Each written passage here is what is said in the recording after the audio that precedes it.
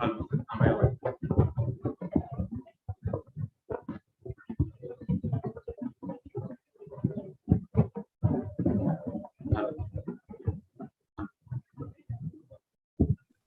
Voice is not clear, sir. Voice is not clear. Now it is clear or not? It is clear now, sir. Not clear. Clear, sir. It's clear, but a bit of background noises. Not sure whether it's your from side or it is from others. So what about now? Like, is it fine?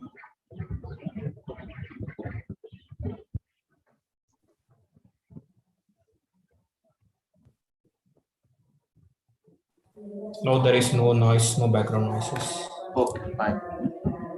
No, there is. Yeah, that noise certainly is not, I guess, my side. Okay, so Asif, do you have any question? Yes, sir. Like I had one doubt I keep having across like all the questions. One is like when I'm trying to find the reduced matrix form, sorry, what is it? Echelon form. Then I keep like going round in circles because like one number if I try to fix by multiplying, dividing, then some other number gets changed. So like, is there any proper serial or sequence to go by to Yeah, fix like that? so actually I have some questions. So I'm planning to discuss all these questions. So some of the questions. So you, Your voice excuse me, is breaking, sir. sir. So your voice is breaking. Yes, sir. Okay, now, so what happened? Like now, is it clear or still? No, sir, still breaking. It's the same way the way it was before, sir. It's like some kind of echo or Echo is coming. Like I don't know. Like more of muscle. Now it's huh? clear, sir. Now it's clear. okay, like okay. So even my internet speed is also fine. No, sir. It's, No, sir, not clear. So no, still not clear. reverberating. It's I reverberating think and it's echoing. problem Yeah. in your mic, sir. So on and off, on and off. It's look like muscle wash. It's like wind blowing kind of thing.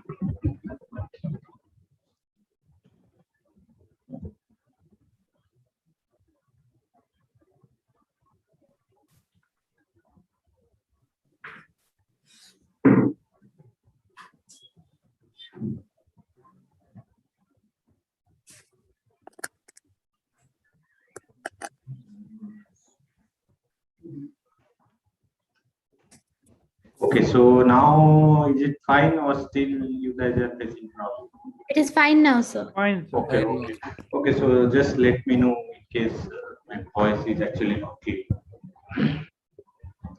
Okay, so Asif, actually, I'm planning to do some questions related to this row reduce echelon form and all these things. So at that time, I'll explain how we can actually compute this row reduce echelon form and how we can solve a system. Okay, so Sure, sir. Thank you, sir. And like one more doubt was about the variables, like which how to identify dependent and independent. yeah, so at that time I'll mention like basically after once you convert a matrix into row reduced echelon form, then basically then only we can talk about independent and dependent variables. So yeah, so basically I'll try to cover all this. That will be very fine, sir. Thank you very much. Yeah. Okay, so okay. So yeah, so I have okay. So the thing is, I have prepared some maybe 5 questions. So if I can, most likely I will cover within 2 hours. Then I can take your questions like first. So will you take the week 3 content? So my first priority is week 2 content. So in case you don't have any questions from week 2, then definitely I can go for week 3 because this session is meant for week only for week 2 contents. If you have some question related to week 3, then I have to solve in 2 questions. Otherwise, I can do it. Okay. Excuse me, sir. Yes. Sir, can you hear me? Yeah. Sir, I have a question in graded assignment 1, conceptually. Hello? For in week 1 or 2? So a week 2 graded assignment, sir. Okay. So what is your doubt in week 2 graded assignment? Sir, my question is how to solve the problem. I mean, conceptually, because there is a quadratic equation given for the profit, and we have to find out the maximum value. So in quadratic equations, so do we need to solve that question through matrix method or by some other method? So like first thing is you have to find the quadratic equation using matrix method.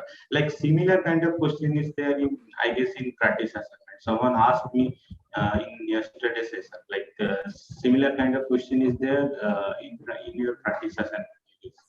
So you need to use the given information to basically to get the values of A, B, and C. So as you can see, let me tell you which question is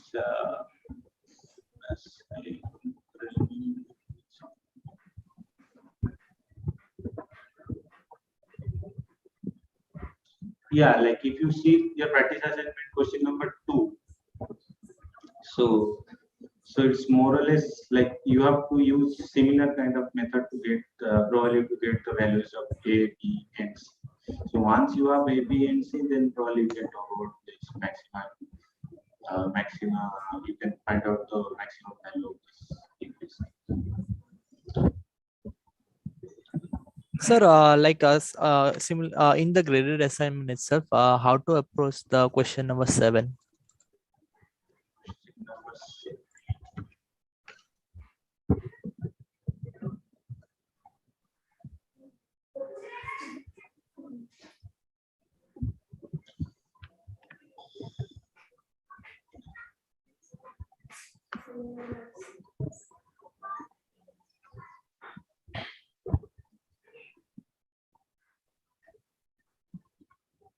Well, I guess you have to equate something, and from there only you can get like some partial thing is known, and basically you have to use that partial. So more or less you will get some inequality in, not inequality, maybe equality in between two. Like from here I can see what I can see. If you multiply the third rows with x, then probably you can get something.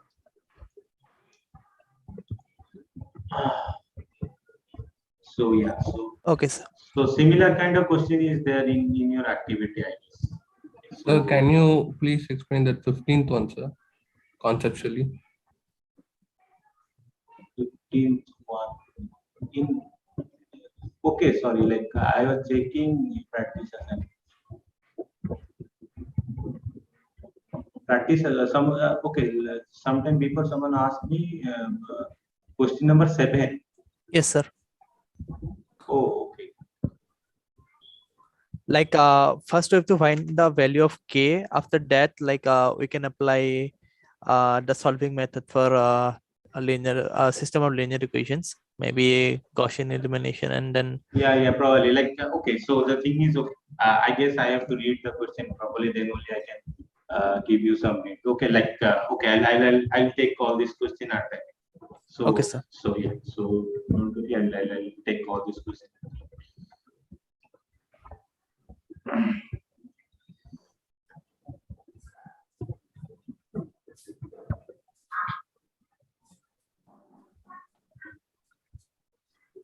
So yeah, so so this is your first question. So so the question is we have so you have some matrix A. So this is your matrix.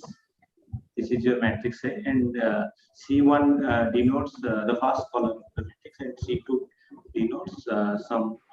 So the second column of the matrix, and C3 denotes the third column. So using the columns of the matrix A, we are actually So we are creating some new matrices. So that is so this new matrix, the first matrix is A1, and also in A1 the first column is C1, and in A2 the second column is C2 plus 5C3. So this is given. So using this, basically we are generating these four matrices. Okay, so A1, A2, A3, and A4, and the columns of the A1, A2, A3, and A4 are given. So basically the columns we are getting from the columns of A. So we want to know what are the relation between the determinant of all these four matrices with the determinant of the given matrix A. Okay, so we'll use some property. Okay, so let me write that property. So this property basically we are going to use. So we are going to use this property. So I'll okay, after writing this property, I'll ask some of you like what will be the answer. Maybe some of you already know the answer, but let me write the property. So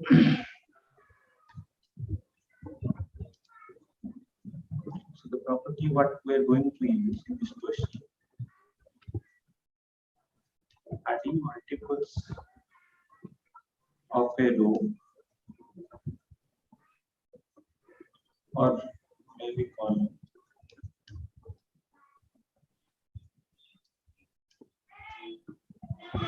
column to another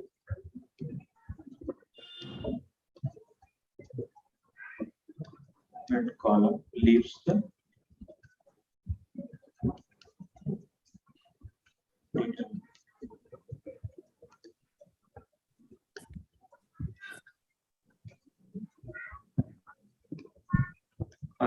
So basically what this property tells you, suppose you have a matrix 1 and 2, and suppose you have a matrix 3 and 4.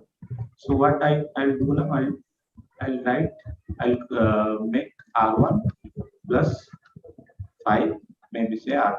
So I'll replace R1 with this. So what I will get? I will get 16, 22, 3, and 4. So this property basically tells you that determinant of this matrix A and determinant of this matrix A dash, they are basically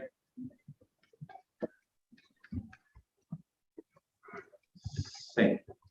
Okay, so what basically I'm doing here, I'm in place of R1, I'm writing R1 plus 5 R2. So basically I'm adding 5, I'm multiplying 5 with R2, then I'm adding with R1. So basically this property tells you that this kind of, when you are doing this kind of operation, then the determinant of the new matrix, that is A dash, is same as determinant of A. And similarly you can do with column. So instead of row, I can do the same thing with the column. So what I will do now, I'll replace C1 with C1 plus maybe say C2. So here my scalar is 1. So here I'm multiplying 5 with row. So here I'm multiplying 1. So I'm replacing C1 with C1 plus C2. So what I will get? 3 plus 7, 2 plus 4. So this property tells you that determinant of this matrix is same as determinant of this matrix. So it's nothing special about order 2 matrix. You can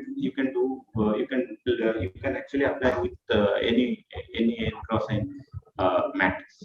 So basically you will use this property to solve this question. So can one of you tell me like which of the following options are correct? Option 1. A1 is correct. 2 and 4. Sir, One, sir, only A1 and option 1, 2. 3 Okay. is wrong. Okay, Yes. so one person. The Let's say first and second one. A1 and A2, sir.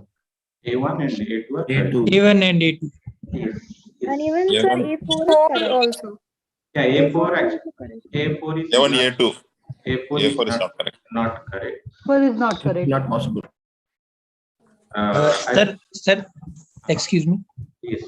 Sir, is this the reason that C2, C1, C2, and C2 and C3 and C3 plus C1, they are operating simultaneously? That's why they are wrong. No? So Is this so, the reason?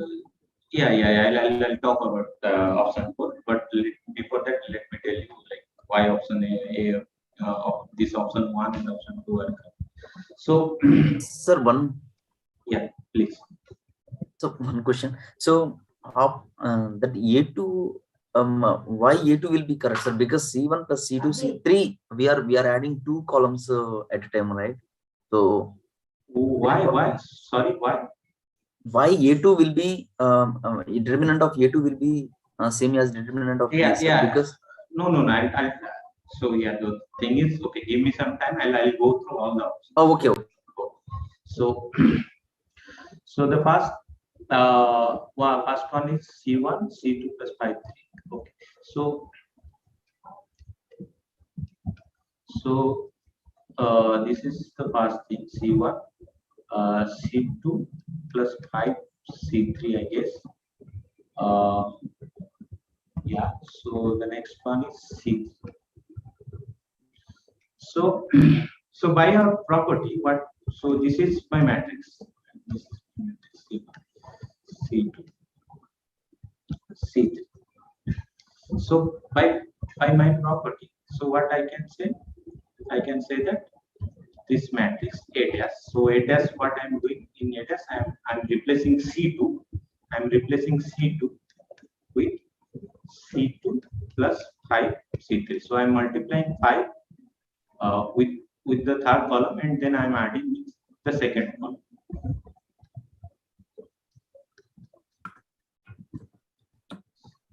So then by our property, I can say that determinant of A dash is basically same as. So here determinant of A dash is basically your determinant of A1. So this is same as determinant. So that's why option 1 is correct, right? Excuse me, So, sir. yeah. So your voice is breaking. It's on and off. It's like there's a lot of noise in the background. Okay, like I don't. Okay, so at least I can say that there is no background in my noise. Like Yeah, I know, like, but sir, it's some kind of like glitch. You know, sometimes we have. Sir, it is coming normally Echoing for actually. others. okay, like Suppression type problem. I don't know. Like I guess there is no background noise from my side. So it's the mic sound, like maybe Static noise, sir. wind sound. Static Yeah. noise is there. okay, I don't like. Okay, so again I have checked my internet speed, so it's fine. So I have a doubt. Please mute also. yeah. What is your doubt? Actually, not in this. In the lecture, there's one time Okay, step then one. no. Yes, sir. Okay, so I'll discuss it later. So the next matrix is A2 is C1 plus C2 plus C3, C2 and C3. So the first column of A2 is C1 plus C2 plus C3, then C2, then C3. So we want to know whether determinant of this matrix is same as determinant of A.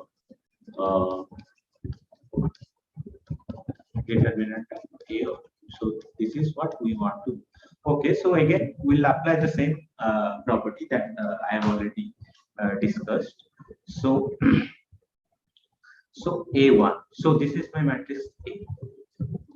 C1, C2, C3. So first I will apply the same thing. I will replace C1 with C1 plus C2. right? So this is a new matrix. So C1 plus C2 again C2 plus C3. So by my property, I can say that determinant of A is same as determinant of A dash. So again, what I'll do now, I'll apply this property again on this matrix A dash. So what I'll do now, I'll add the first column of, so I'll replace the first column of A dash with the sum of the first column and sum of first column and third column. So I'll add sum of, so I'll take in place of column 1, I'll take column 1 plus column 3. So I'll get a new matrix. So what is that matrix? This new matrix is basically 8. So if I'll add column 1 with column 3 in A dash, I'll get C1 plus C2 plus C3, then C2, then C3. So by the property I can say that determinant of A dash is same as determinant of A2. Right. So now I know determinant of A is same as determinant of A dash, and determinant of A dash is same as determinant of A2. So determinant of A2 is also same as determinant of A. Is it clear, like how, when because someone asked me like why determinant of A2 is same as determinant. So basically we have to apply this property twice, right? This property twice. And option this A3 certainly it's not, because the third column is 0. So the third column of A3 is 0. So that means, sorry.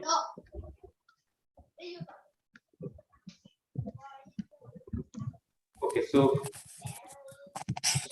hello. Yes, sir, I can hear you. Continue. Yes, sir. So, so as you can see, determinant of A3, basically the third column of A3 is 0. So that's why determinant of A3 is 0.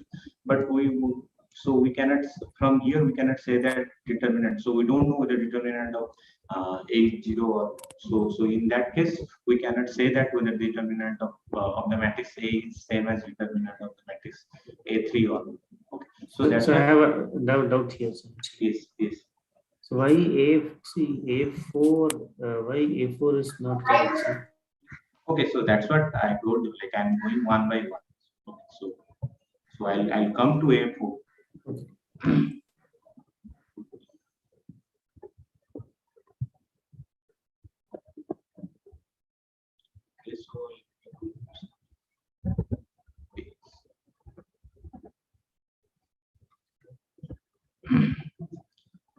So the A4 is basically C1 plus C2, C2 plus C3, C3 plus C4. So now what I will take? I will take this matrix C1, C2, C2. So the problem is, like, what is the main problem? You cannot reach from A2 to A4 just by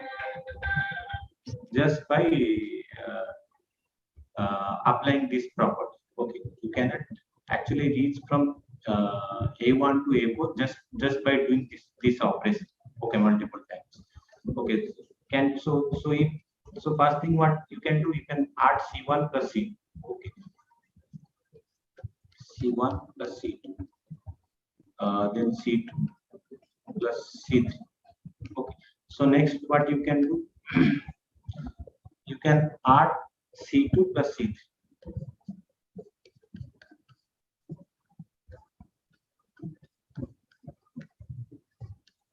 Then basically you are stuck. You cannot do anything. So basically now you cannot reach to A4. So that is the main problem. That's why. So using that property, actually you cannot reach from A to A. So A to A. So that's why actually you can take some example and you can see like the determinant. Suppose you take this matrix A to B identity 1 0 0 0 1 0 0 0 1. So then what will be the entries of A for is C1 plus C2. So the first column is 1 1 0. Then the second column is 0 1 1. The third column is 1 0 1. So as you can see, determinant of this matrix is 1. This identity matrix. And what will be the determinant of this matrix?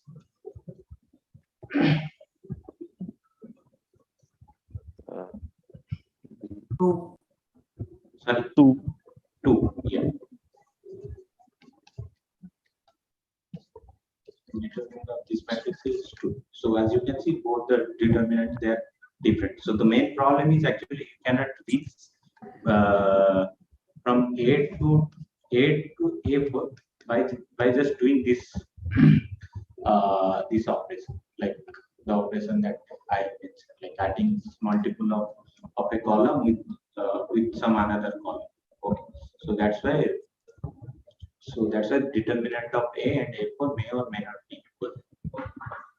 So sir, if it is written as C3 plus C1 plus C2 in the last column, then it will be same as determinant of A. So what do you want? C1? C1 plus C2, then C2 plus C3, and then C3 plus C1 plus C2. C3 plus C1 plus C2. Yeah. Then probably you will get the same determinant because then you can get like you can from here you can get, so you can add this column with this column. Okay, so then you can get C1 plus C2, C2 plus C3, then C1 plus C plus C2. So then you are getting your. So in that case, this determinant is same as the determinant of this solution. So I think so. I mentioned actually like before you pointed an arrow to A4, right, which is wrong. A4 is incorrect. So for the second for the second transformation, like C1 plus C2, then C2 and C3 matrix.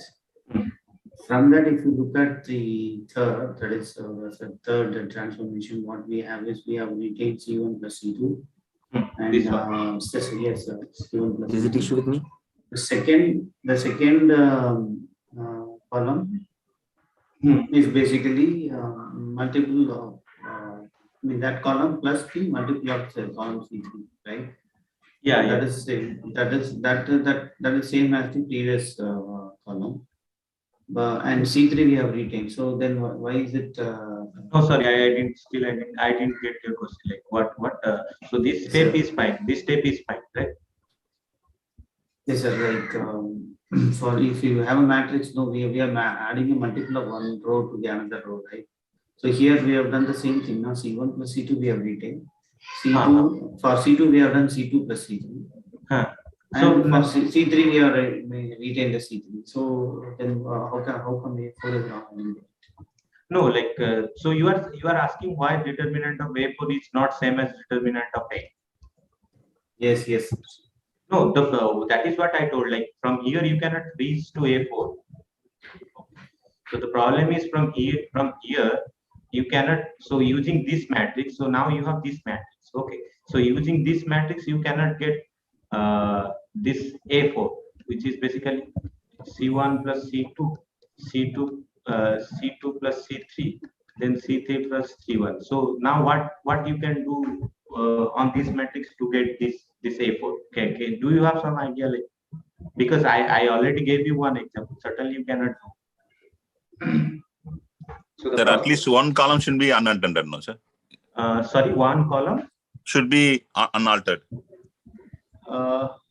No, altered. Okay, yeah. So altered is fine. But like, yeah, if you alter the column, then certainly it will change the determinant. But at every step, let us say you are doing whether you are doing from one column or not. At every step, the determinant is going to be the same. As long as you have one column. So if you change the column, then certainly it will alter the determinant. Like it will not change the, Can I not try the- saying something? Not which the not the rows, Okay. sir. What I'm saying is one when as well as property determinant. One row. We are transforming one row by adding a multiple of another row, right? And in the same way, if the column is there and we are if the column is transform that, it is a adding the multiple. No, okay, I got your point, but my question is how I can reach from here to here. Like that is my question is like how I can reach from this matrix to this matrix. So can I suggest a solution? From which to which, sir? Okay. From this to A4 you're asking, right? Yeah. So then So only C1, I can. Okay. C1 looking at C1 plus C2, C2 plus C3, and C3 as a separate matrix. That is a matrix. Now I'm having it a matrix. Let's forget about where we're done the addition or something. Now from there, C1 plus C2 comes as is C plus C1 plus C2. No. I guess you are going to some different matrix. Now my question is, see, if you want to show that determinant of A is same as determinant of A4, then you have to go from one of these three matrix maybe to A4. Then only you can say that your determinant of A4 is same as determinant of A. But I'm still not getting what you want. Sir, can we look at like this, sir? Like from A to A4. From the current state. From the current state, no, sir. Can we make like the C3 change to C1 plus C2 plus C3? Will that can that be a no? How you will do that? How you? Because we have C3 now. The existing one. First column is C1 plus C2, second column is C2 plus C3. The third column become C1 plus C2 plus C3. Can that be done, sir? Yeah, that is what someone suggested, right? This is what someone suggested. Right. Okay, so can I suggest a solution? This determinant of this matrix is certainly determinant same as determinant of A. That is true, but this is different. So So the problem is A4 you cannot get from this. So you cannot get the columns of A4 using the columns of this matrix. Looking at A, sir, looking at A, and I'm looking at A and A4. A is C1, C2, C3. A4 is first column is that column plus the single multiple of C2. Okay, so then the third one is no. Let me start with this C1, C2, C3. Then tell me what I should do to reach to A4. What I was thinking is C1 plus C2, C2 plus C3, and C3 plus C1. No. You go by step. Like you tell me what. So what is your next matrix? I want to go directly because determinants allows me to not alter the determinant by simply adding the multiple of another column. Only take one step at a time. No, first step. Basically, should not alter the same column which we are adding to the other column, right, sir? That's the thing, right? Yeah. So if we do that, because the column is already changed, so you cannot just get the same matrix with that. Yes. You cannot use the same column to add as well as change the same column. See, when actually I am applying C1, so when I am adding C1 plus C2, so this column is different. Okay, now you are getting a different thing, C1 plus C2, and column of A is different, that is C1. You cannot simply add C1. So you cannot make it like this: C1 plus C2, then C2 plus C1. Then C3, because here the first column of this matrix is C1 plus and C1 plus C2. It's not only C1. Okay, you cannot do it. Okay, when you are C2 plus C3, in between, if you do C2 plus C3, not C1, I'm saying C2 plus C3. No, okay. So my question is, okay, you tell me one by one what is your argument. Okay, so this is my matrix. Then what you want? Yes, sir. So now just step by step you tell. Yes, sir. Don't. Yes, sir. So the way I'm approaching it, now I'm transforming the first column by doing C1 plus C2. Only C1 plus C2. So at the first stage, C1 plus C2, C2 and C3 are same as the previous determinant. Yeah. So this next is what I'm doing. Yeah. Next what I'm doing. Now I'm having this matrix same as the first matrix. Now what I'm going, sorry, determinant. Next what I'm doing is C1 plus C2 is already there, so I'm not touching it. I am doing C1 plus C2, then I am doing C2 plus C3, and then C3, and then C3. So this is also the same determinant, with the same determinant. Yeah. Next step, yes. Next step, what I'm doing is now first two are as is. The third one I'm doing as C1 plus C3 or whatever it is. C1 plus C2, C2 plus C3. And the last one as is given in the question. What is given in the question? Actual options? C3 plus C1. C3 plus C3 plus C1. How you are getting?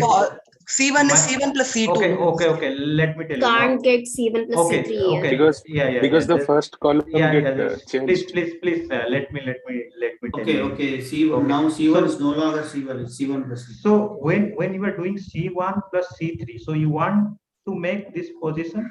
So you want to write C1 plus C3, but you cannot do it because here the first column is not C1. The first column is C1 plus C2. When you will add, so basically what you will get C3 plus C1 plus C2. Okay. So this is for this matrix, the first column is not same as C1. Yes. Okay, the first column is C1 plus C2. Okay. It's already changed. C1. Yeah. So when actually you are applying a operation, basically you are changing the columns of the matrix. So you cannot bring the column of the original matrix because when you are applying only on this matrix, then only you can use the column of this matrix. Okay. So when you are applying operation on this matrix, then you can only use the columns of this matrix. Okay. And same thing you can do whenever you are applying this operation to a particular matrix, you can only use the columns of that particular matrix, not some before matrix that. Yes. So that is the. So thank you. Yeah. Sir, I have made one observation here, sir. Can I tell that? Yes, please. So in case of A2, the first column is a linear combination of the other columns, right? So the determinant of A2 is going to be 0 according to the properties. No. The first column is a linear combination of the other columns. So the determinant is 0 in that case.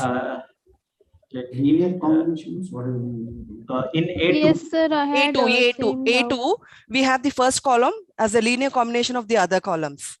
How you can write the first column as linear combination? It's given like that, no? C1 plus C2 plus C3. It's a linear combination of the other two columns. No, that is what I am saying. Like, no, it's not linear combination of the. The other two columns do not have C1. The other two columns don't have C1, right? See, the other columns don't have C1, right? In the first column, you have C1.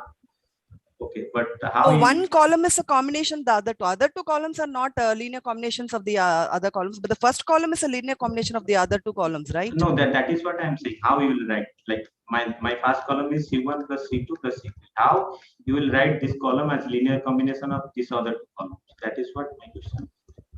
Okay. So this is your first column. So this is your second column. This is your third column. So how you will write the first column as linear combination of these two columns? You will never get C1, right? When you will write linear combination. Oh, only C2 and C3 should be used to get C1. No, you cannot get it. Like got it. You cannot get. You have to use C1 for transform. First, you have to use C1. Here, you are using with C1. You are using only C2 and C3 for the first column. So I get it. We have to use only combination of C2 and C3 to get C1, but the whole column itself is C1 plus C2 plus C3. Yeah. So in case of this matrix, you can use that. Got it, sir. Thank you. Yeah. Sir, can you please explain option number 3? Option number 3 is basically your the third row is third column is 0. Okay. Sir, I have a doubt in row reduction, sir. I want to show the sorry. Row reduction. That's a doubt, sir. Okay, like I'll go one by one. Okay, so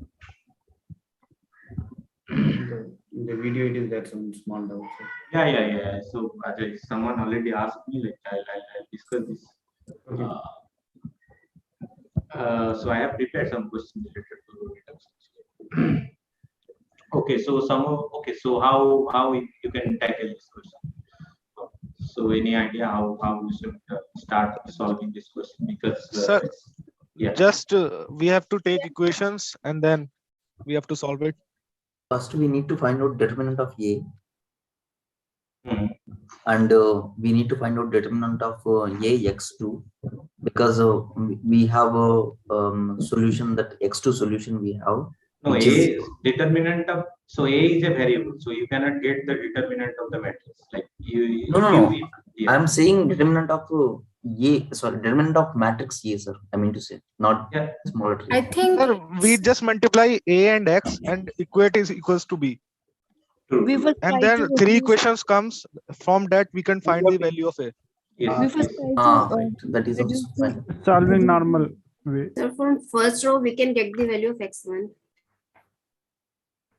So this is what is given in the question. So so now I'll multiply A with this thing. So what I will get? I'll get. We can also use Cramer's rule to solve that. No, how you use Cramer? So that is what I just mentioned, sir. Cramer's rule sir. we use to find out the determinant of matrix here. You need to replace it with We can use, sir, we can find ax2 and determinant of A, and then we can use determinant of ax2 upon determinant of A equals to 0, because in the column vector the second entry is 0. Okay, my question is how, when you can apply Cramer's rule? Here we don't know determinant of A is 0 or not, so we can't apply that. Cramer's rules. We can find the determinant of A, then we can find the determinant of x by A, and we can. If it's invertible. Okay, let me tell you something. Okay, so you are wasting your time. Okay. So if you will not allow me to speak, then basically, okay, so someone asked me why. So the thing is, okay, you try to speak one person at a time. Okay, if you are saying a lot of things, then I cannot listen. Okay, I'll ask, then I'll ask you a lot of times. So basically, what you are saying. So yeah, it's better if one person will speak at a time. So okay, so the problem is what you are saying. Like someone already told you the answer. Like why you cannot apply Cramer's, because you don't know the determinant of the matrix. Okay, you have something A here which you don't know. You don't know the value of A. So when you will compute the determinant of A, then you don't know what is the value of this, whether it's 0, whether it's non-zero. So you cannot apply Cramer's. So actually here I think there are two unknowns. X1, yes. If you look at the unknowns, there are only two, x1 and x3. And we have three, if you look at the matrix A, we have three equations. Three equations when two unknowns should relatively be easy, I think, like, because we have more, right? Yeah, so basically, I guess, like, okay, so the thing is, okay, I guess you don't have to solve the system like rigorously. Like, I guess you can do it without even solving, like, not in the sense solving. Yeah, you just need to equate something to get the value of it. Okay, so let me multiply this A with this x0, this column x1, 0, and x3. Okay, so when I'll multiply, sir, answer is 2, sir. Or maybe let me check. So AX is equal to 1, 0, 0, right? You've written 1, 0, 1. First one will be A. First term is A. Second term is so I made some mistake. Or? So B is 1, 0, 0. Sorry. Okay, so then this is your first equation. Again, if you multiply with, so basically, so here my value of x. So as you can see from the first equation, what I got, the value of x1 is basically 1, right? So now I'll replace. I'll replace the value of x1.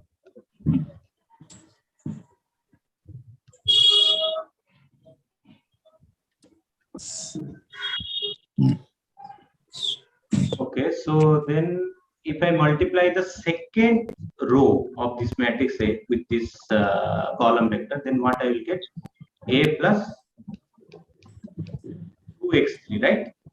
A plus 2x3 is basically 0.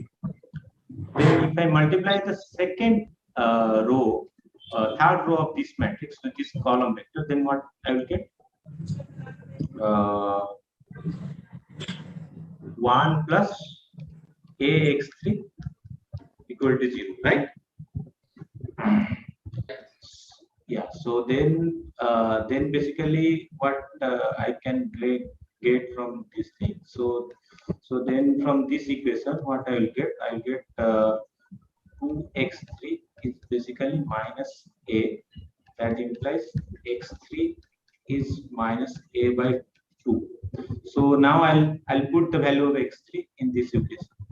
Okay, so then what I will get? 1 plus not plus, this is minus a square by 2 is 0. That means a square by 2 is 1. That means a square is.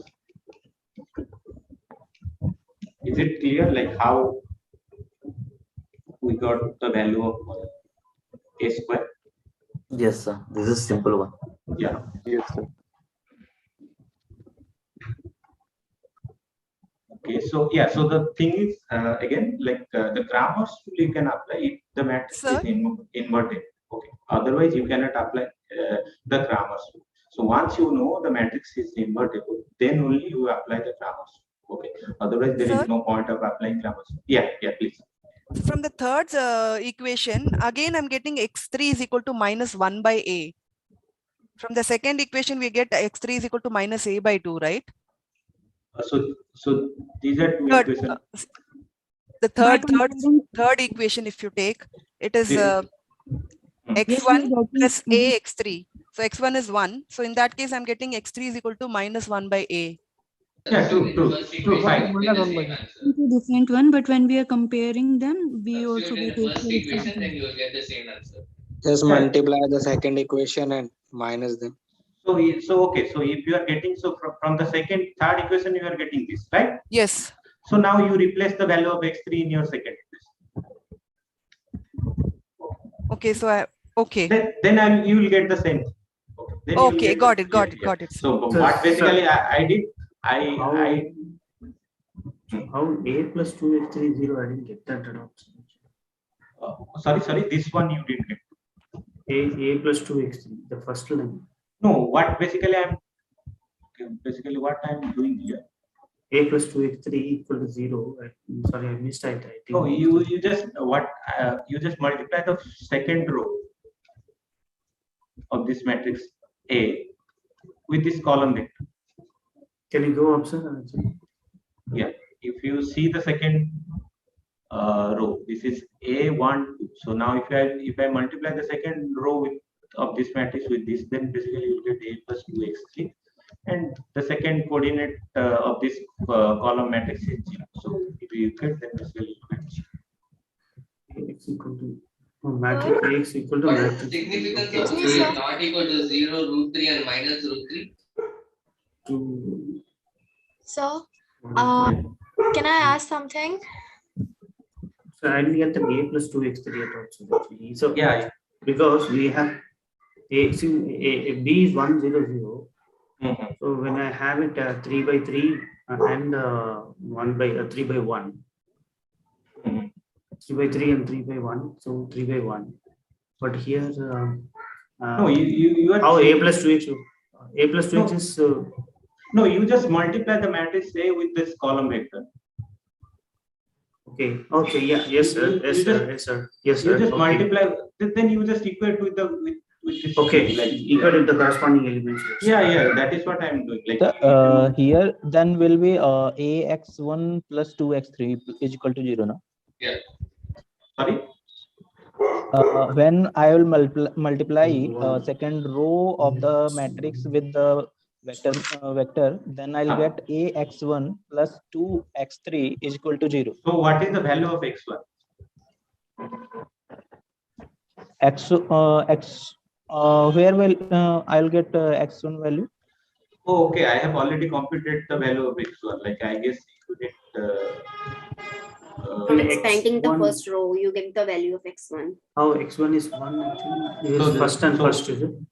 So when you multiply the first row with this column vector, then from there you will get the value of x1. So then after getting the value of x1 equal to 1, then I replace the value of x1 in this vector. Okay, x1. Okay. Just x1. that step has gone. Okay, 1 by 1. Oh, x1 0 0. Okay, x1 directly will equal to 1. Yeah, you just multiply and you try to.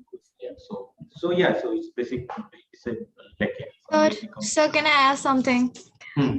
The same question, I tried to solve it using the Cramer's rule. I didn't check whether the matrix was invertible or not.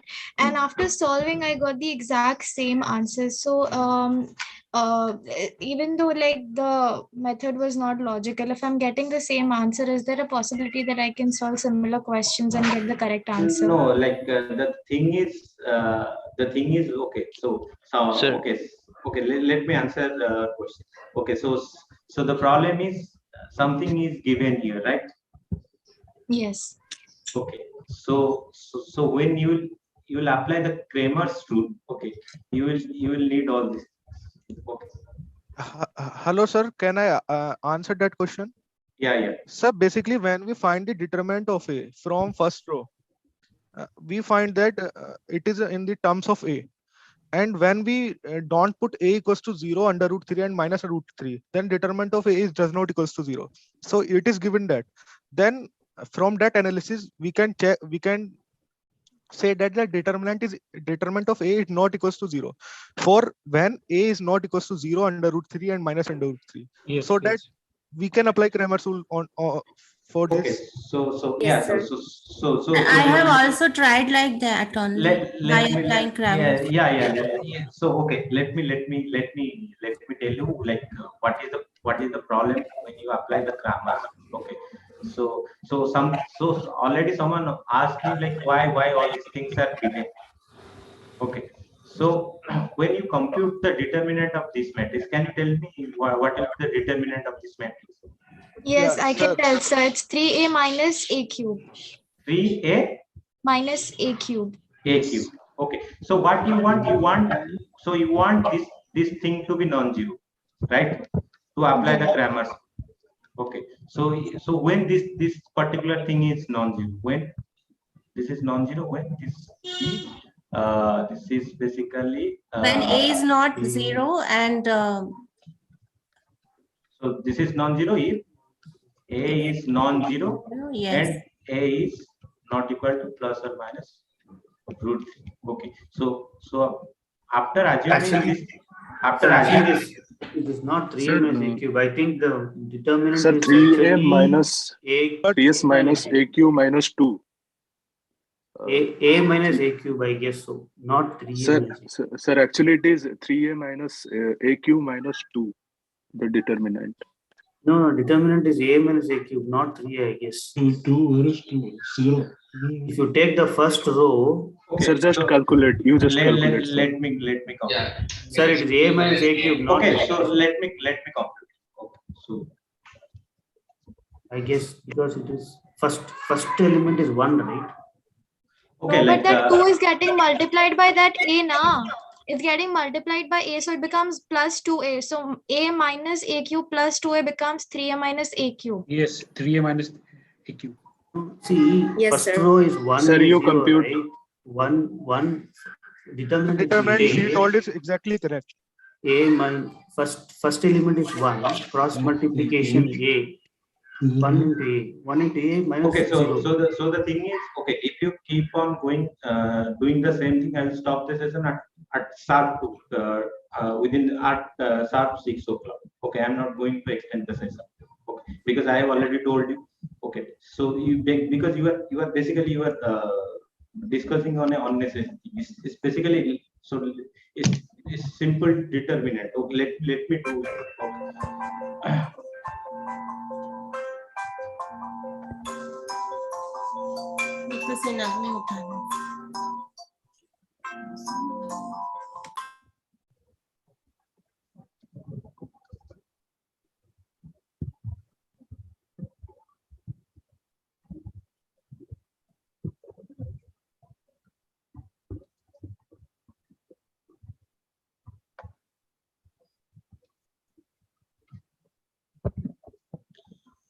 Okay, so just let me know if I'm making some mistake. So this is 1. So then you have a minus 0. Then you have minus sign a. Then you have a square minus 2. Right? 0. Yeah. That's it. Yeah. Correct, right? So then the next part is 0. So this is if I multiply, this is a. Then this is a cube Plus 2a. plus 2a. So basically the determinant is 3a minus 8. So this is the determinant. Okay, yeah. So whoever says this one, this is your correct. This is the determinant of this.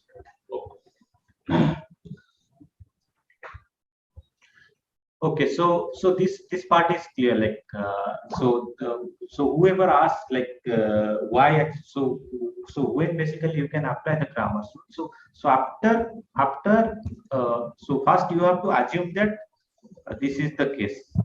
Okay, so once you assume that this is the case, then yeah, so then you are done. Then you can assure that this determinant of a is basically non-zero, because the value of a are not equal to the value of a is not equal to 0, and also it's not equal to plus or minus root 3. Then you can apply the plus or minus sorry, then you can apply the Cramer. Until then you cannot apply the Cramer. So first Yeah. you have to, Yes, sir, we have Yes, applied sir. this condition and then. Yeah, sir. This condition you have derived is also given in the question. yeah, true. So yes, someone already asked like why this conditions are keeping. Okay, so in case you are doing through Cramer rule, then after you assume all these conditions, then only you can apply the Cramer rule. Otherwise you cannot apply the Cramer rule. So can I go ahead and ask a question? No. If it is related to this question, then certainly. No, it's not related to this one. Okay, so then let me complete some questions like that I have prepared. Then I'll take. Okay, I'll go next. Yeah.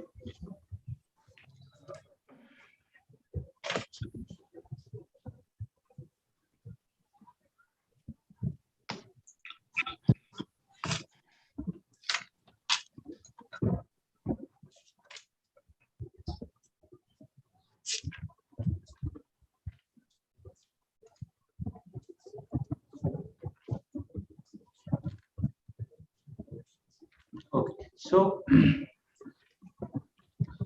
this is the question. Like you have, okay, certainly it's a easy system. So you have two variable and two equations, and we want to solve this system. Okay, so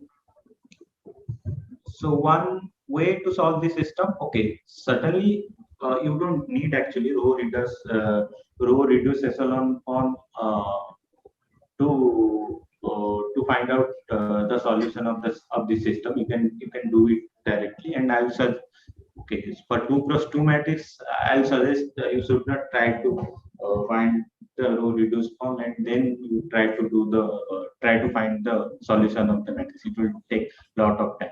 So one way to do is basically how you can do. You can try to eliminate one of the two variables. So how you can? So you have two. Sorry. Multiply the second equation by 2. 2, yeah. 2x1 plus 6x2 equals to 8. So then what you will get, minus 5x2 equals to I guess minus 5. So x2 is 1. So once you have x2, then you can put the value of x2 in one of the two equations. Then you can get the value of x1. I guess x1, we put x2 equal to 1, 2x1. Okay. So x1 is also 1. So So this is how I'll suggest to do for a system of two variable and you have two equations. Okay. So, but yeah, so let me do it using row reduce echelon. But here we are asking A and B, right? X1, not X1 and X2. If we do reduction or reduced form, there could be chances that your A and B can change, right? Sorry, I AB didn't. is the X1, X2 only. Yes. So can I can give find, answer to that question? So we can find the value of AB by putting these values. Like once we can take the matrix 1 0 0 1, then multiplied by x1 x2 matrix 1 1. Then we can find the value of AB. Then equate it to the column matrix AB. Yeah. Like basically, you need to find the row reduced echelon form of this augmented matrix. Okay. So my first question is: this is your system. I'll do it in this way, like this, by finding the row reduced the way.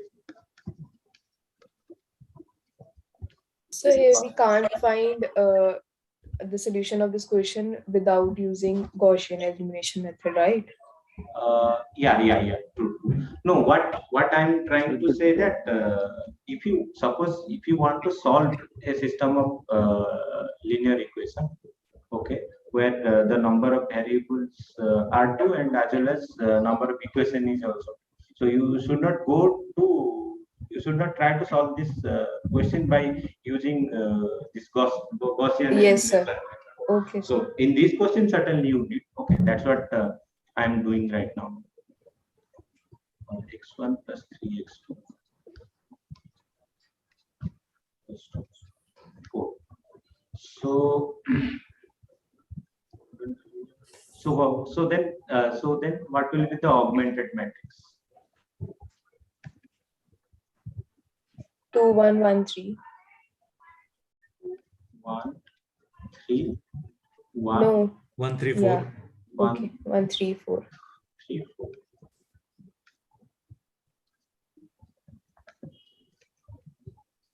Okay, so this is the augmented matrix. So now we want to convert this matrix into row reduced echelon form. Okay. R2 minus 2R1. R2 minus 2R1. Fine. So the first thing, okay. The first thing is first we'll try to make this one to be 0. Okay. This entry to be 0. So for that, what we will do, I'll subtract R2 to R1. First equation is x1 x2, second is x1 x2. First we divide R1 You can exchange the two rows. First you can take R2 in R1. Sir, the top entry of column 1 should be equal to 1. Yeah, I know. Like that also we can do. Okay. So it's not an issue. So we can swap, right? We can also swipe. We can swipe it later. Okay, if you want me to swipe it now, that is also fine. Okay. Sorry, every time we'll get the same result. Yeah. Okay. So actually, sir told in the lecture that we should first convert it into 1 and then zeros. That's why there is an issue. True. Sir, I have a question here, very basic theoretical question. So in the matrix transformation, like mostly we swap or we perform actions on the rows. What if we swap the columns like that? Isn't it, will it have any impact on that determinant of the matrix or something? Sorry? If instead of rows swapping, okay, rows processing, if we use the transformation on the columns, like swapping, multiplication like that, so will it have any impact if we go with the column swapping and column transformation? Same impact. Whatever impact the row operation will give you, the same impact this column operation. If you interchange two columns, then determinant you will get some different determinant, some minus time of the determinant of the previous matrix. Okay. So again, if you multiply something, then also you will get some that scalar time determinant of the original matrix. But just now in this example only, like just now we have swapped the row 2 with the row 1, right? So instead of that thing, can't we swap the column 2 with the column 1 like that? So we can get the 1 in the first position. Just a thought, sir. No, that is what, like, see, the thing is, okay, so you have two methods. Okay, so when you are trying to solve a system of linear equation, you can apply your column elementary row operation or row elementary operation. Okay, you have two operations, some column. So what basically we're interchanging the column. So when actually you are interchanging the column, then basically there is a problem. You are changing the variables. Okay. So when you are actually you are swapping two rows, then basically you are not doing anything. Okay. So what basically when you swap row 1 with row 2, what basically you are doing? So if I'll write this system like this. X1 plus 3x2. So instead of this one, I will simply write like this. This is 4. And what is your first equation? 2 x1 plus x2 is equal to. So if instead of this, if I will write this, then I will get this one, right? So when I'm swapping two rows, basically I'm not doing anything. Okay, I'm with the same system. Okay, but I'm writing in some different order. Instead of first equation, I'm writing the second equation. Instead of the second equation, I'm writing the first equation. Okay, certainly that will not make any difference,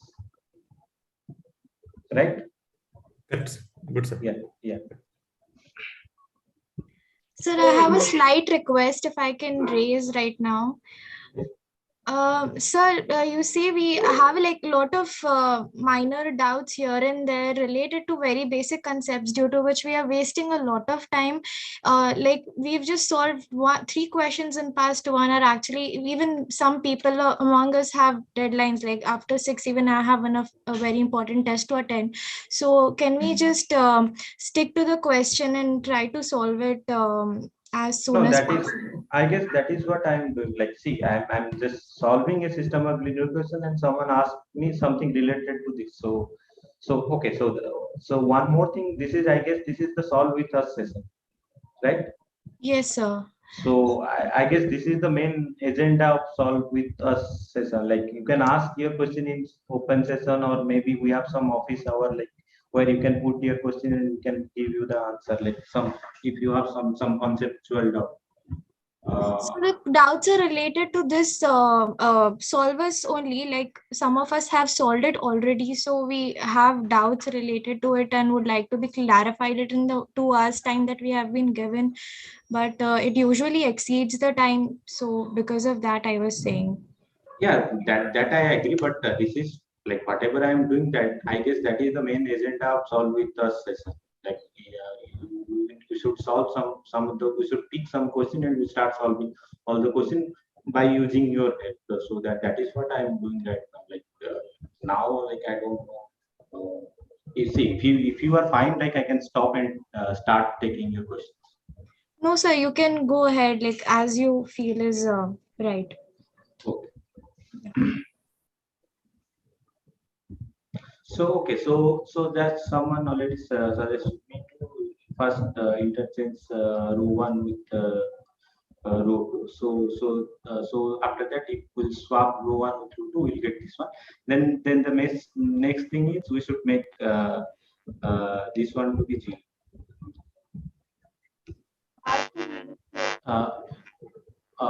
So then what we will do? We'll R2 minus 2R.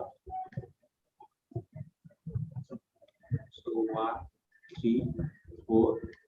Then 2 minus 2. So just a yes/no question. We can swap columns or not? No. when you are doing row operation, then you cannot swap columns. If we are doing column operation, we can do that. Yes, yes, yes. We have to be consistent throughout the solution that we either we have to do row or a column operation. Yes, yes, yes. You cannot mix. Okay, sir. So 6 minus 1. This is, I guess, minus 5. This is also minus 5, right? Yes, sir.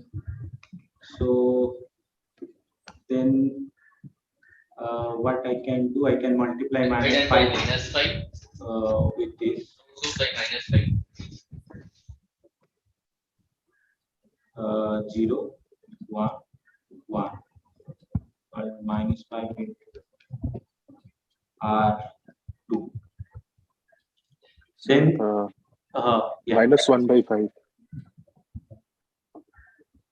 It's R2 by minus 5.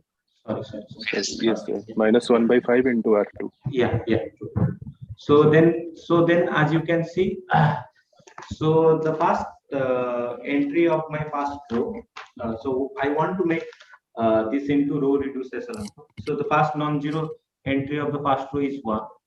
Okay, and as you can see, this is the first. This is the only non-zero entry in this column. Okay, so in this column, this is the only non-zero entry.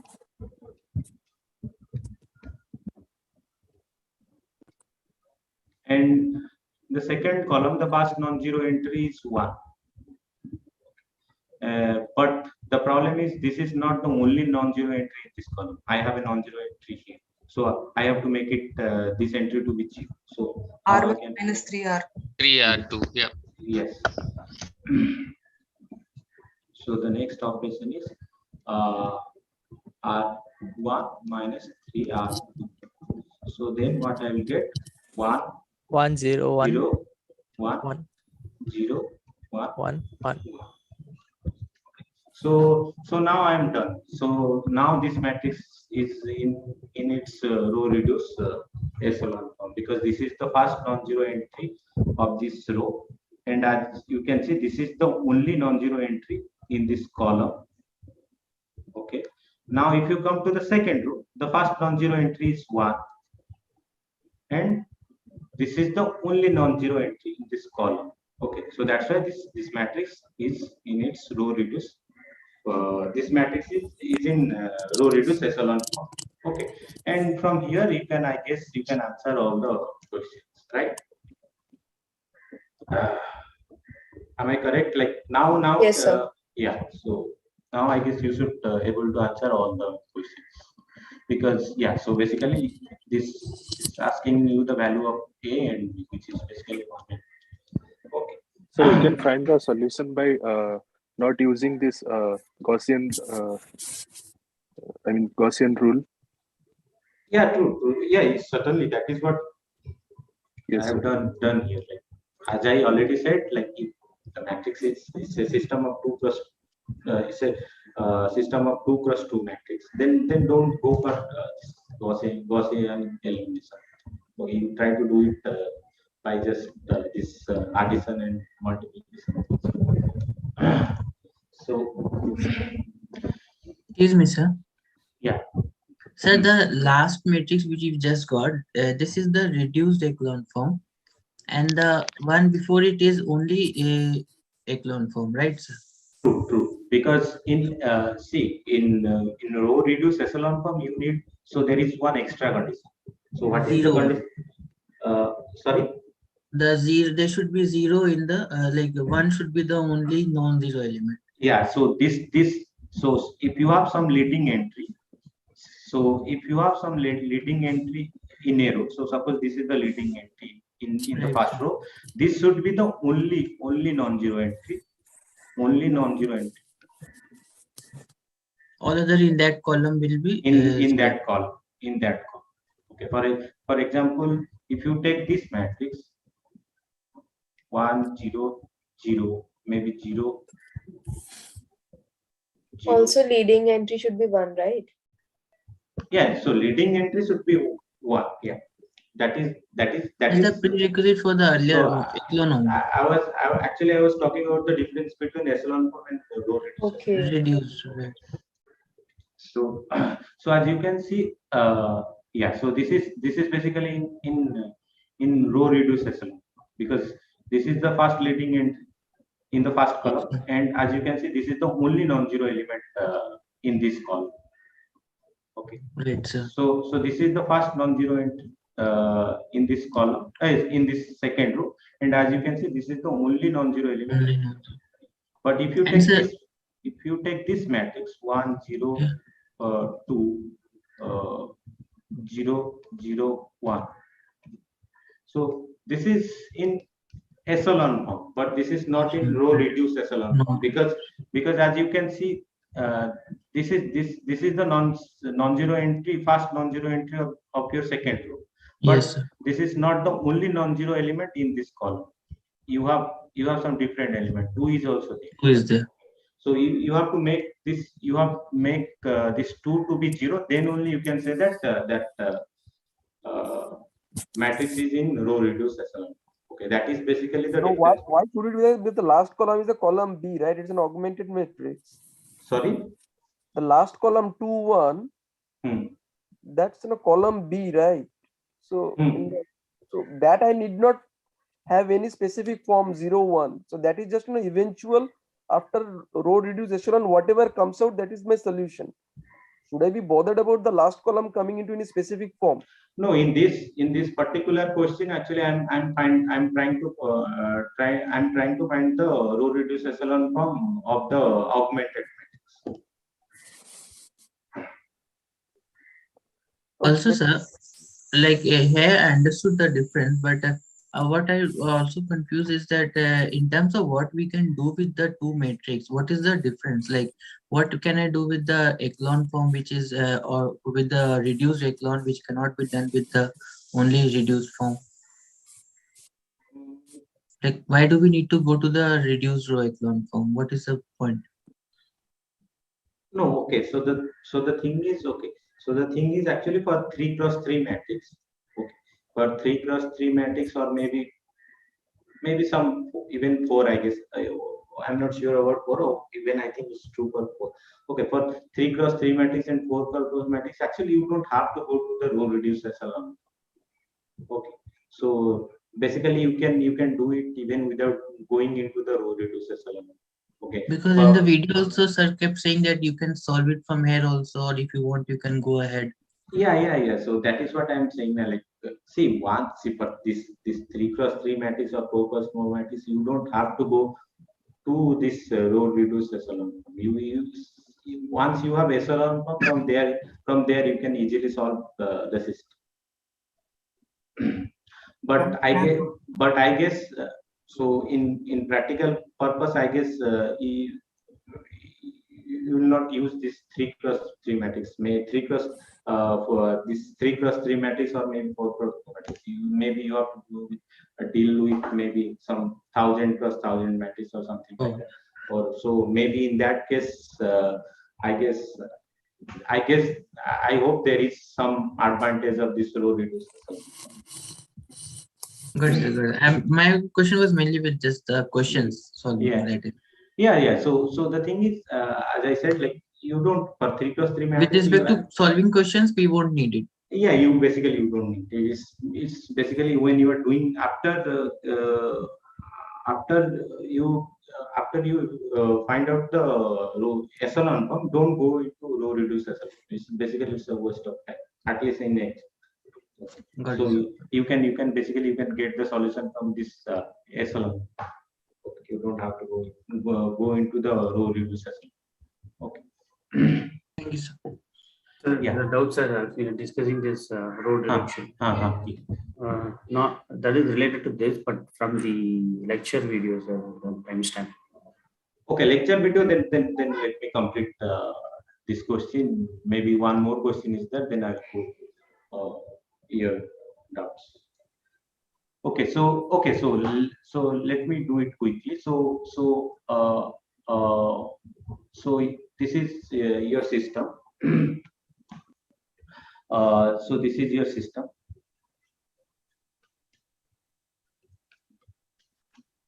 So so if so the first option certainly okay. So as you can see the answers. Okay. So the first option is incorrect. It's why it's incorrect. It's saying that if A is an invertible matrix, then the system has no solution. So this is why this is incorrect. So if A is invertible, then basically your A inverse, you can find out the A inverse. Okay. So once you have A inverse, then you can do everything. So once you multiply A inverse, then you will get inverse. So this is actually a solution of this system. Okay. So if the matrix A is invertible, then this system has a solution, has a unique solution. And that solution is this. This is the one and only solution. Only solution of this system. If the matrix is invertible. Okay. So then second option is correct. So the third option says if A is an invertible matrix, then the trivial solution is a solution for the system. Okay. So why it is not possible? Can one of you tell like why option 3 is incorrect? So just the earlier one, A inverse AX equal B. So A inverse AX equal to B. So A inverse A is IX, right? So A inverse A is identity, no? Identity X equal to B. How X equal to AB? So I didn't get that. A inverse B. Second line to be corrected on the right hand side. Yeah, true. So what is meant by trivial solution? Sir, can I tell option 3 why is incorrect? No. X equal to B. So. Yeah. So now it's clear. So actually, I missed A inverse B in the right. A inverse in the right hand side. So, but in any case, A inverse AX equal to B, IX equal to B. That is X equal to B, right? So this is your system, right? So what I'm doing now, I'm multiplying A inverse both the sides. Okay. So what is this? A inverse A? X is X. X equal to A inverse B. Yeah. Right? Yes. So this is the only solution for this system when the matrix A is invertible. Is it clear now? Yes. Okay. What is trivial solution? So can I answer that? X is 0. So if the solutions will be 0, then we'll get that 0 x1 0 x2 that dot equal to some non-zero values. So that would be absurd. So that's why. Yeah, true. So because B is a non-zero matrix. Correct. That is the thing you have to use. So it's given that B is non-zero. Okay. If x equal to 0 is a solution,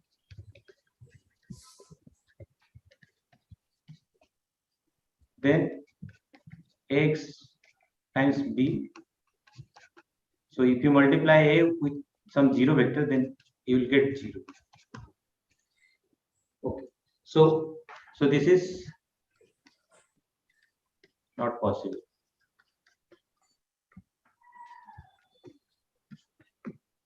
Because it's given that B is non-zero. So if x equal to 0 is a solution, and if you multiply A with x, then you will always get 0. So then and it's given that B is non-zero. So this is not possible. Okay, so that's why this cannot be a x equal to 0 cannot be a solution of this system. Okay. So if determinant of A equal to 0, then either the system has no solution or the system has infinitely many solutions. So any answer for this question? Why this is true? Sir, can I explain it? Yes. Yeah. If determinant is 0, we can take one row with for 3 into 3 matrix, we can take a first row with 1x plus 2y plus 3z equal to 0, and we can take all other rows as 0.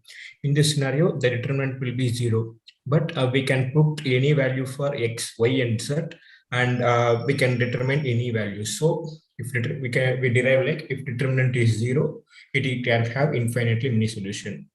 Is this okay? Sir, the only possibility of determinant of A to be 0 is all the rows, all the entries is 0 of A, or sir, if you take no, sir, I am saying yes, sir. Sir, sir, this can be also the possibility. So, Yes. So if we take the this first, can be a possibility, but yeah, this can be a possibility, but this is not the only possibility. Okay. Yes, sir.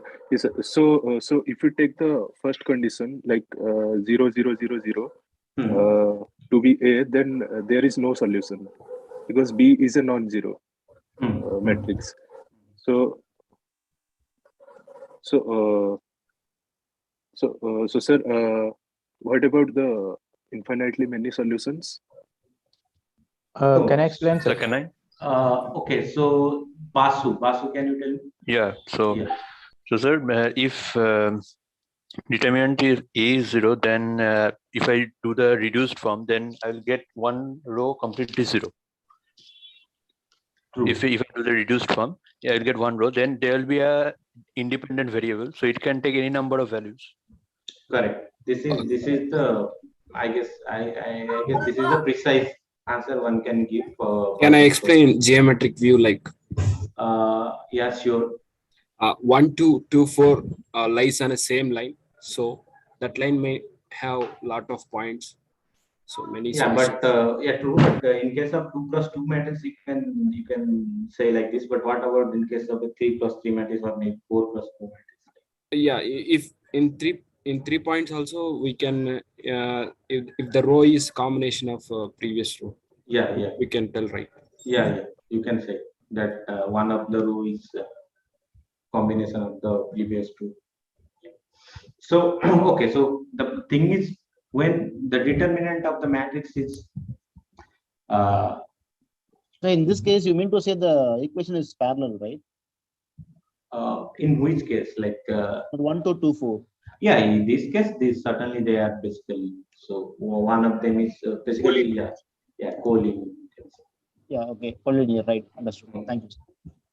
So it's depend, like it's not like that always you will have a solution for this system. Suppose if you take this system, x1 plus 2x2 equal to 1, 2x1 plus 4x2 equal to 5, then this system don't have solution.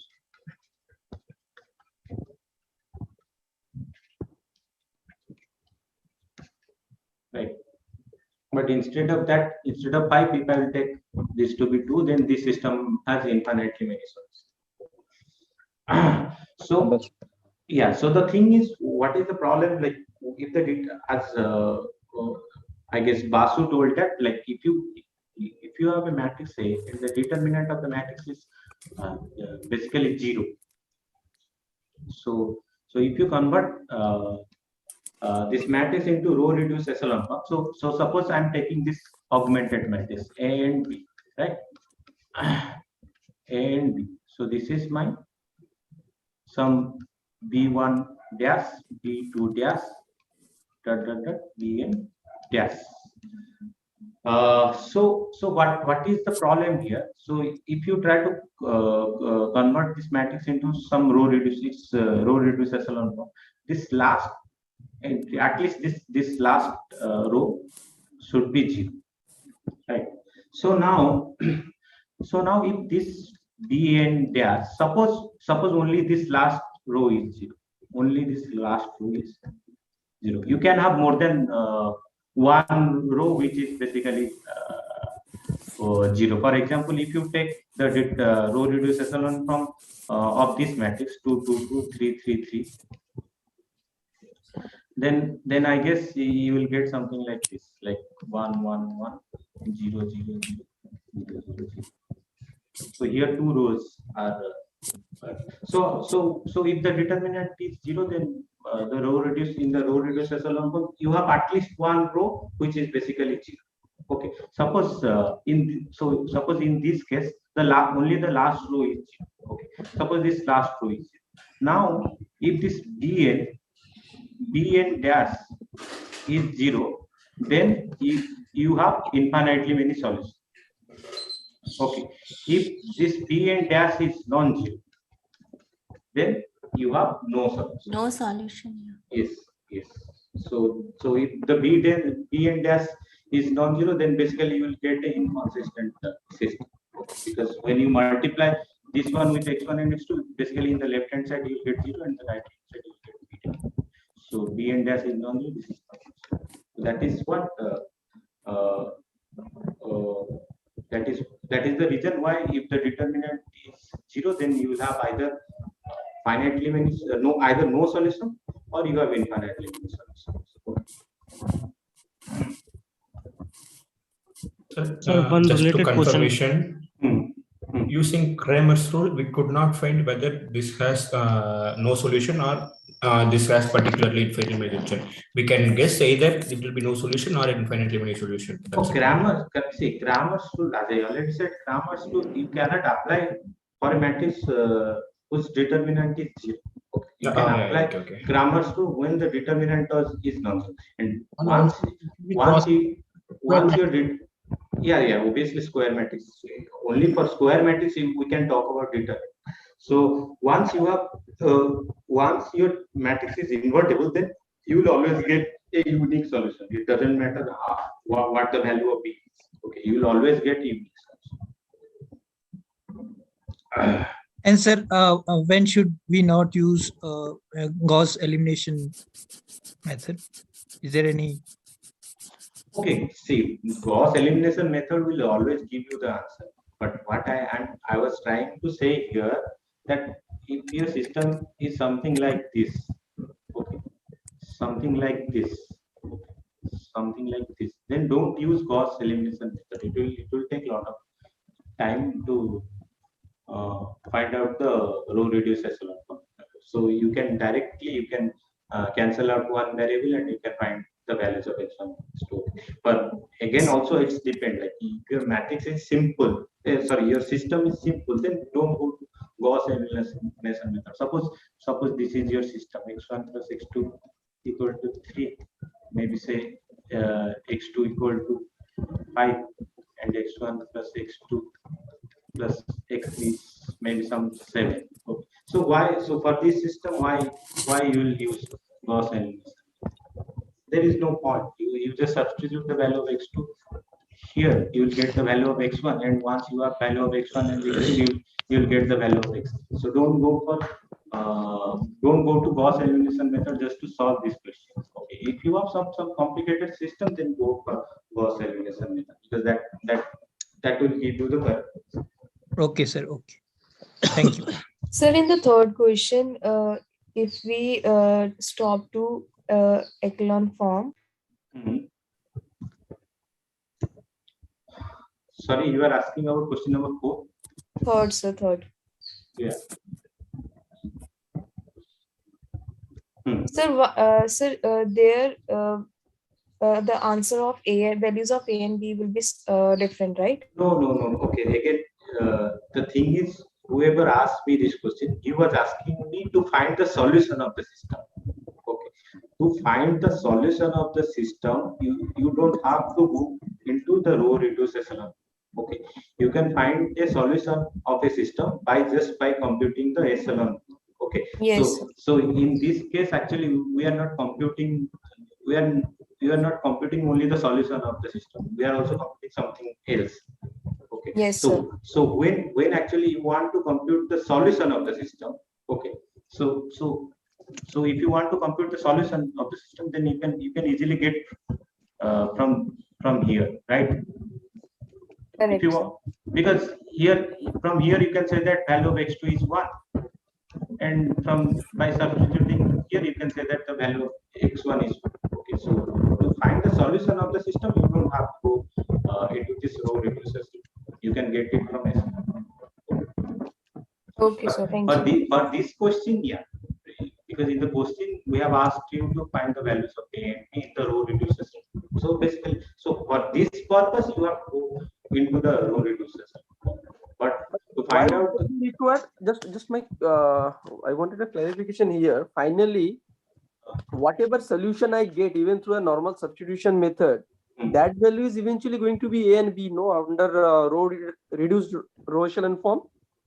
A is B, A and B is eventually that's the solution for me. Yeah, true. Yeah. So it's same thing only. So I can do a substitution method, whatever comes, that itself is A and B. Yeah.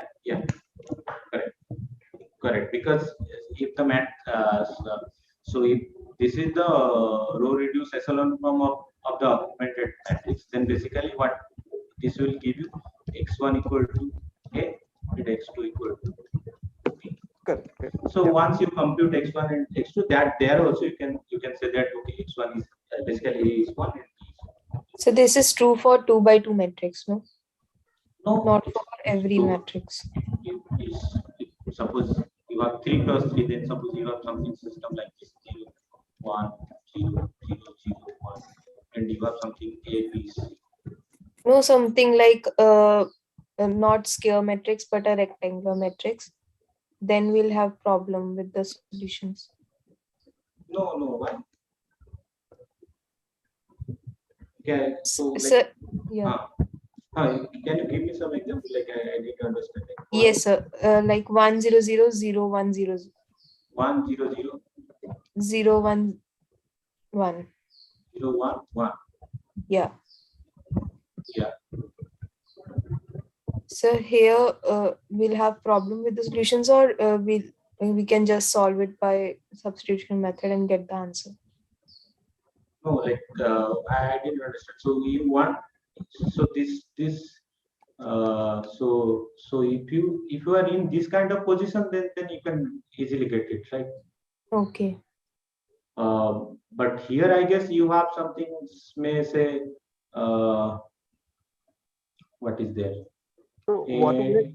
Here in number of equations are lower than the number of variables. I will not even get a solution for this. No, there would be. No, there will be infinitely many solutions because one is becoming independent. Yeah. If there is some solution, then you will have infinity. Yeah, if there is a solution, then there is an infinity. Yeah, it's not necessary that you will always get a solution. Yeah, no solution or infinity. Yes. Yes, sir. Okay.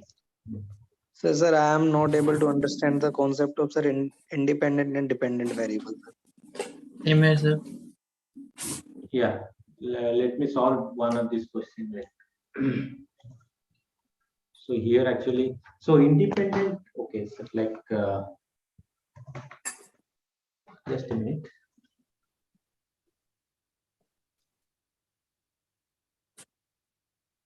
Okay, so I want to solve one of these 3 system using Gaussian elimination method. So which one I should do?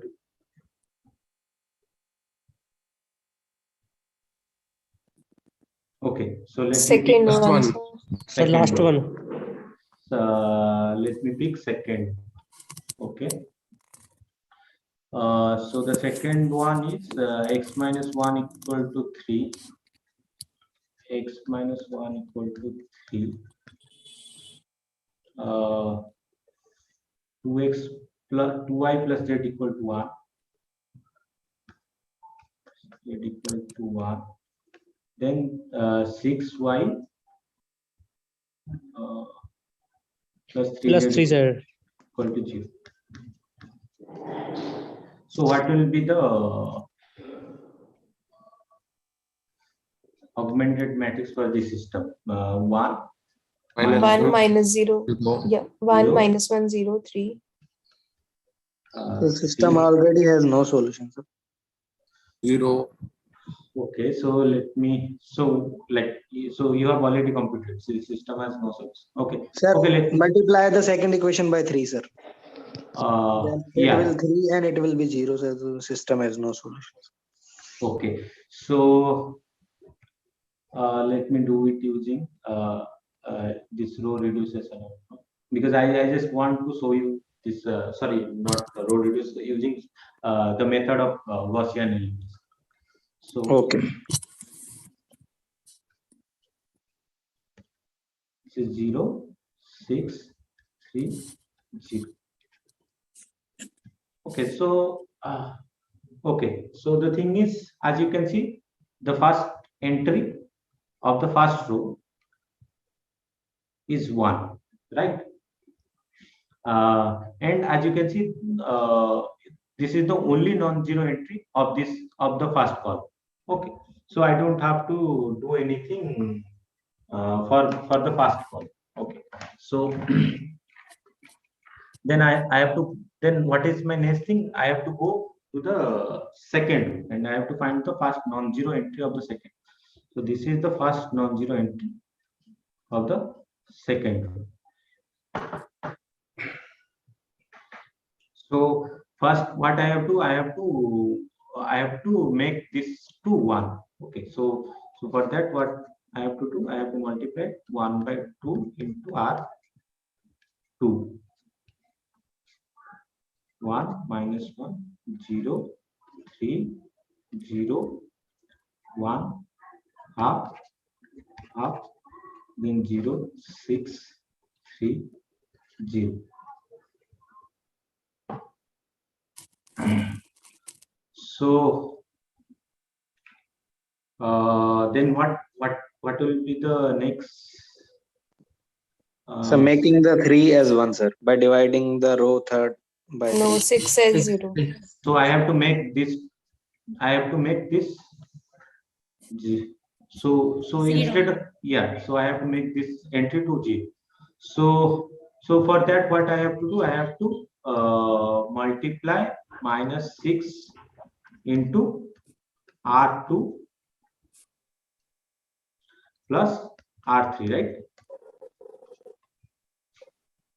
So 1 minus 1, 0. So 3. Gaussian always means reduced echelon form, right? Yes. Okay. But so we can't do multiply 1 by 6. That also you can do.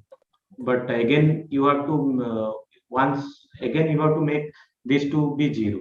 Okay, because if you multiply 1 by 6, then you will get 1. But certainly you want 0 here.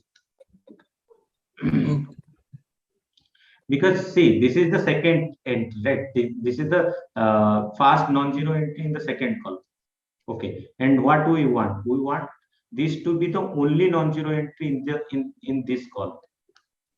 Okay. Yes. So for that, we have to make this to be 0 and as well as this to be 0, right? Okay, we have to make it 0. Yeah. So then this is 0, and what is this? Minus 6. This is 0. This is minus 3, right? So okay. So again, as you can see from here itself, you can say that the system has no solution, right? From here, you can say that the system has no solution. Why? Because you have 0 here, you have non-zero. Okay, from here itself, you can say that the system has no solution. You don't have to go further. So, but yeah, let me compute the row reduced echelon. So, what does this no solution represent? Whether it is saying equation is wrong or how it is? No, equation is not wrong. Like this, you have some equation and there is no solution for the system. There is no x1, x2, and x3 which satisfy intersecting point, sir. But sorry, if it is there is no intersecting point between these. Yeah, if you represent this each individual equation in your three-dimensional space, then basically they don't intersect at any point. Okay, there is no common point in between these three planes. Okay. So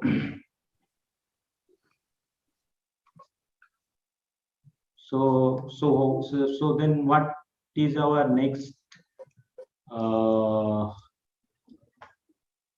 So as you can see now, this is the first non-zero entry of this column. So now we can multiply my minus 1/3 over here.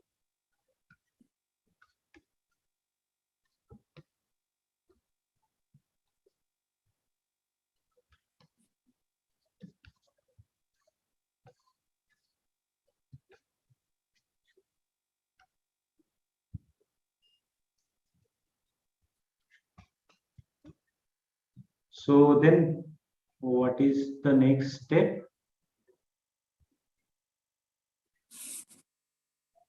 Can you tell me?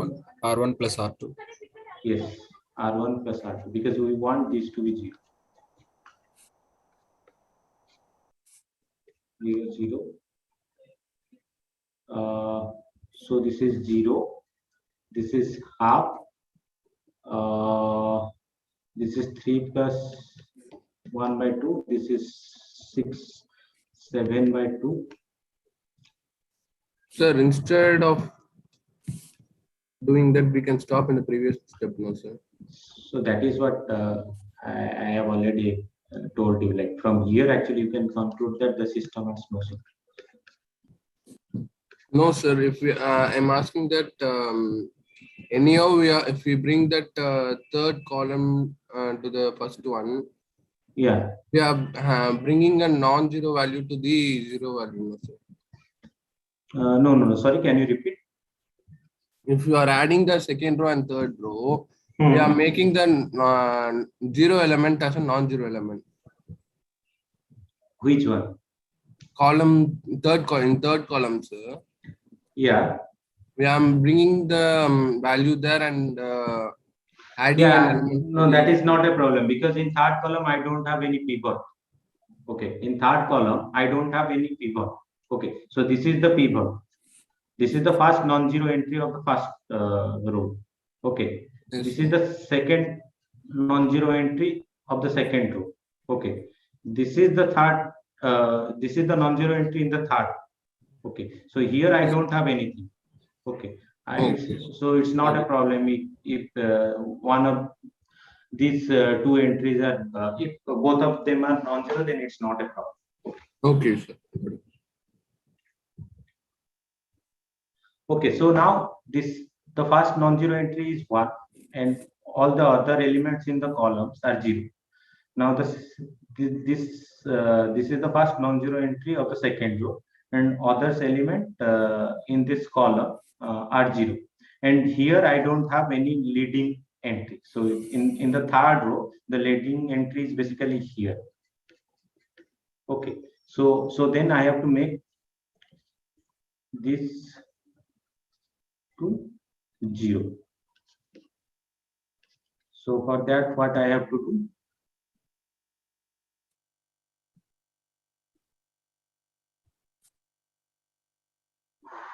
I have to multiply 7/2. So then I'll get 1, 0, 1/2, 0.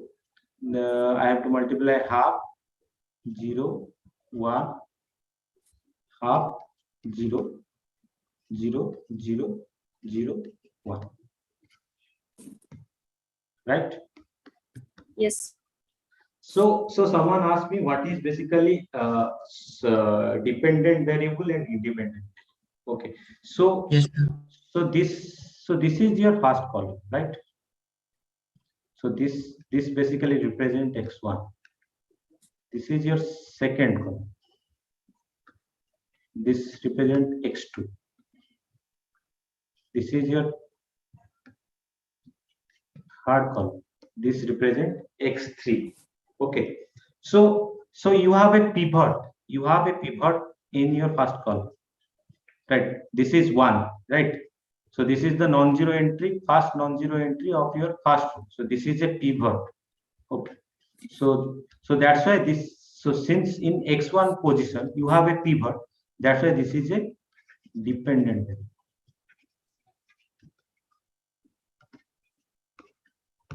So and if you see in the second column, you have a pivot here.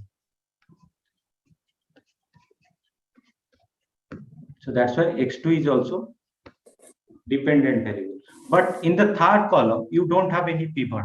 Why? Because in the third row, this place is 0. In this place, you have 0. You don't have 1. So in third column, you don't have any pivot.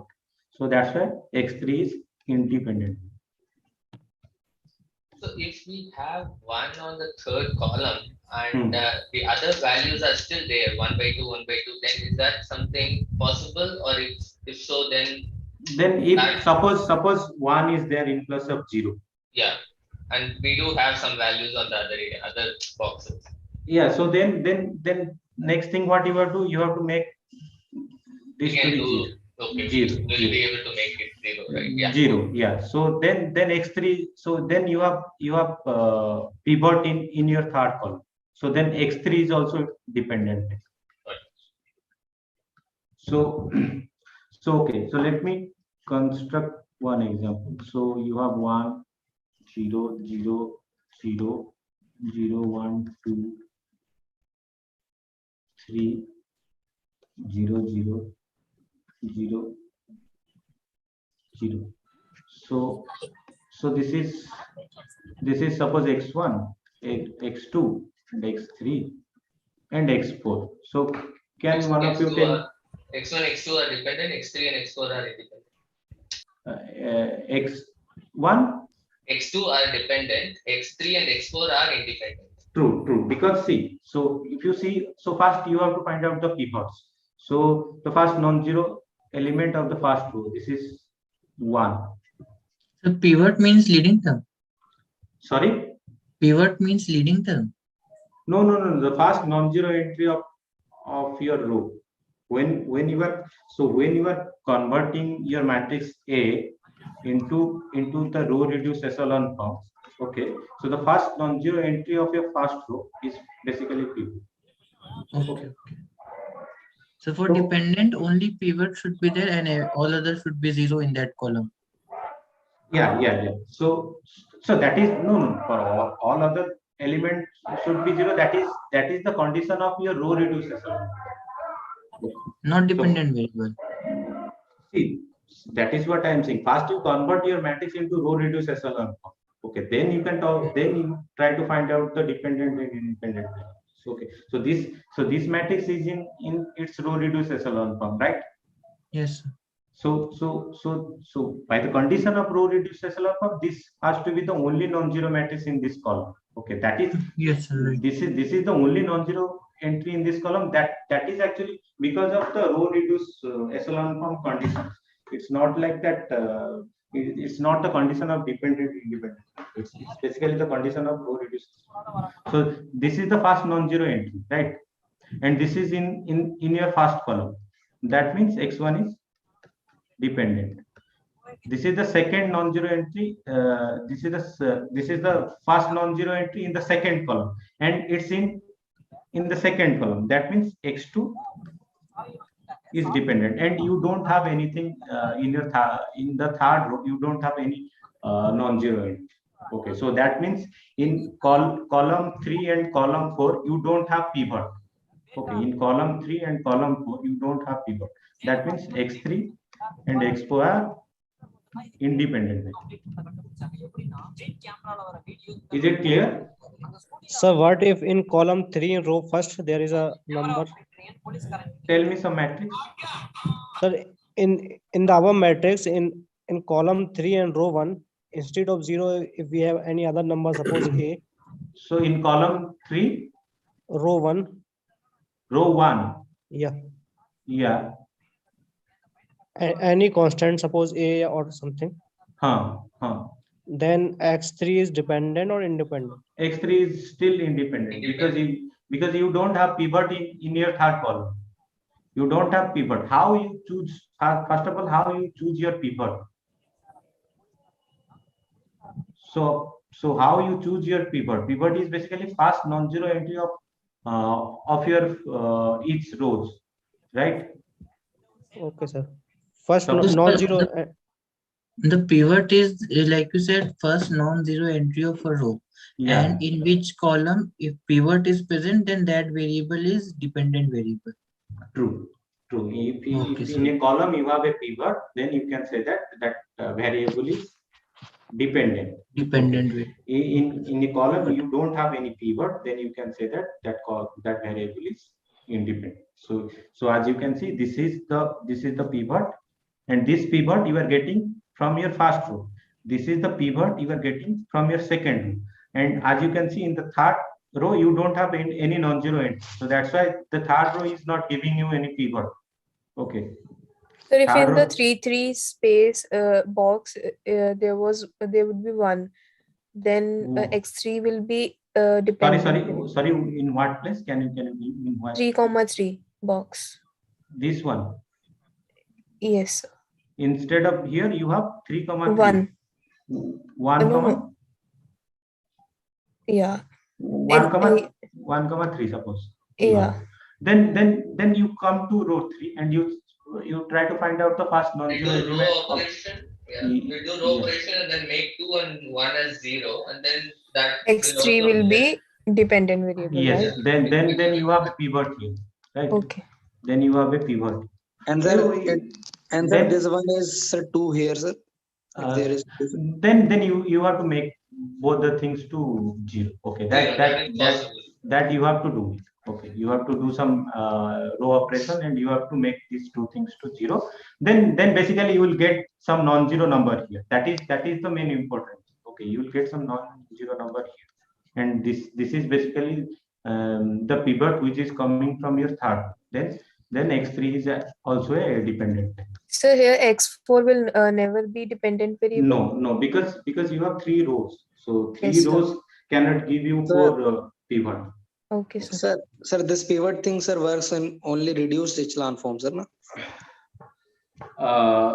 Yeah, it's better if you like. You can do it in even if in your you can also see your pivot in echelon form also. Like if you have some matrix like this 1, 2, 3, 0, 1, 2, 0, 0, maybe say 0, 0, 5. Here from here also you can say that you have 3 pivots. Like so here, sir, x1 is dependent, x2 is dependent, and x3 is independent. No, all of them are actually dependent. All of them are dependent. So this is the pivot. This is the pivot. This is the pivot. Sir, in the previous example, could you please scroll up?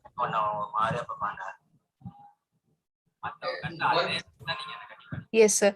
Sir, if instead of 1 in the place of 3, 3, there would be 0.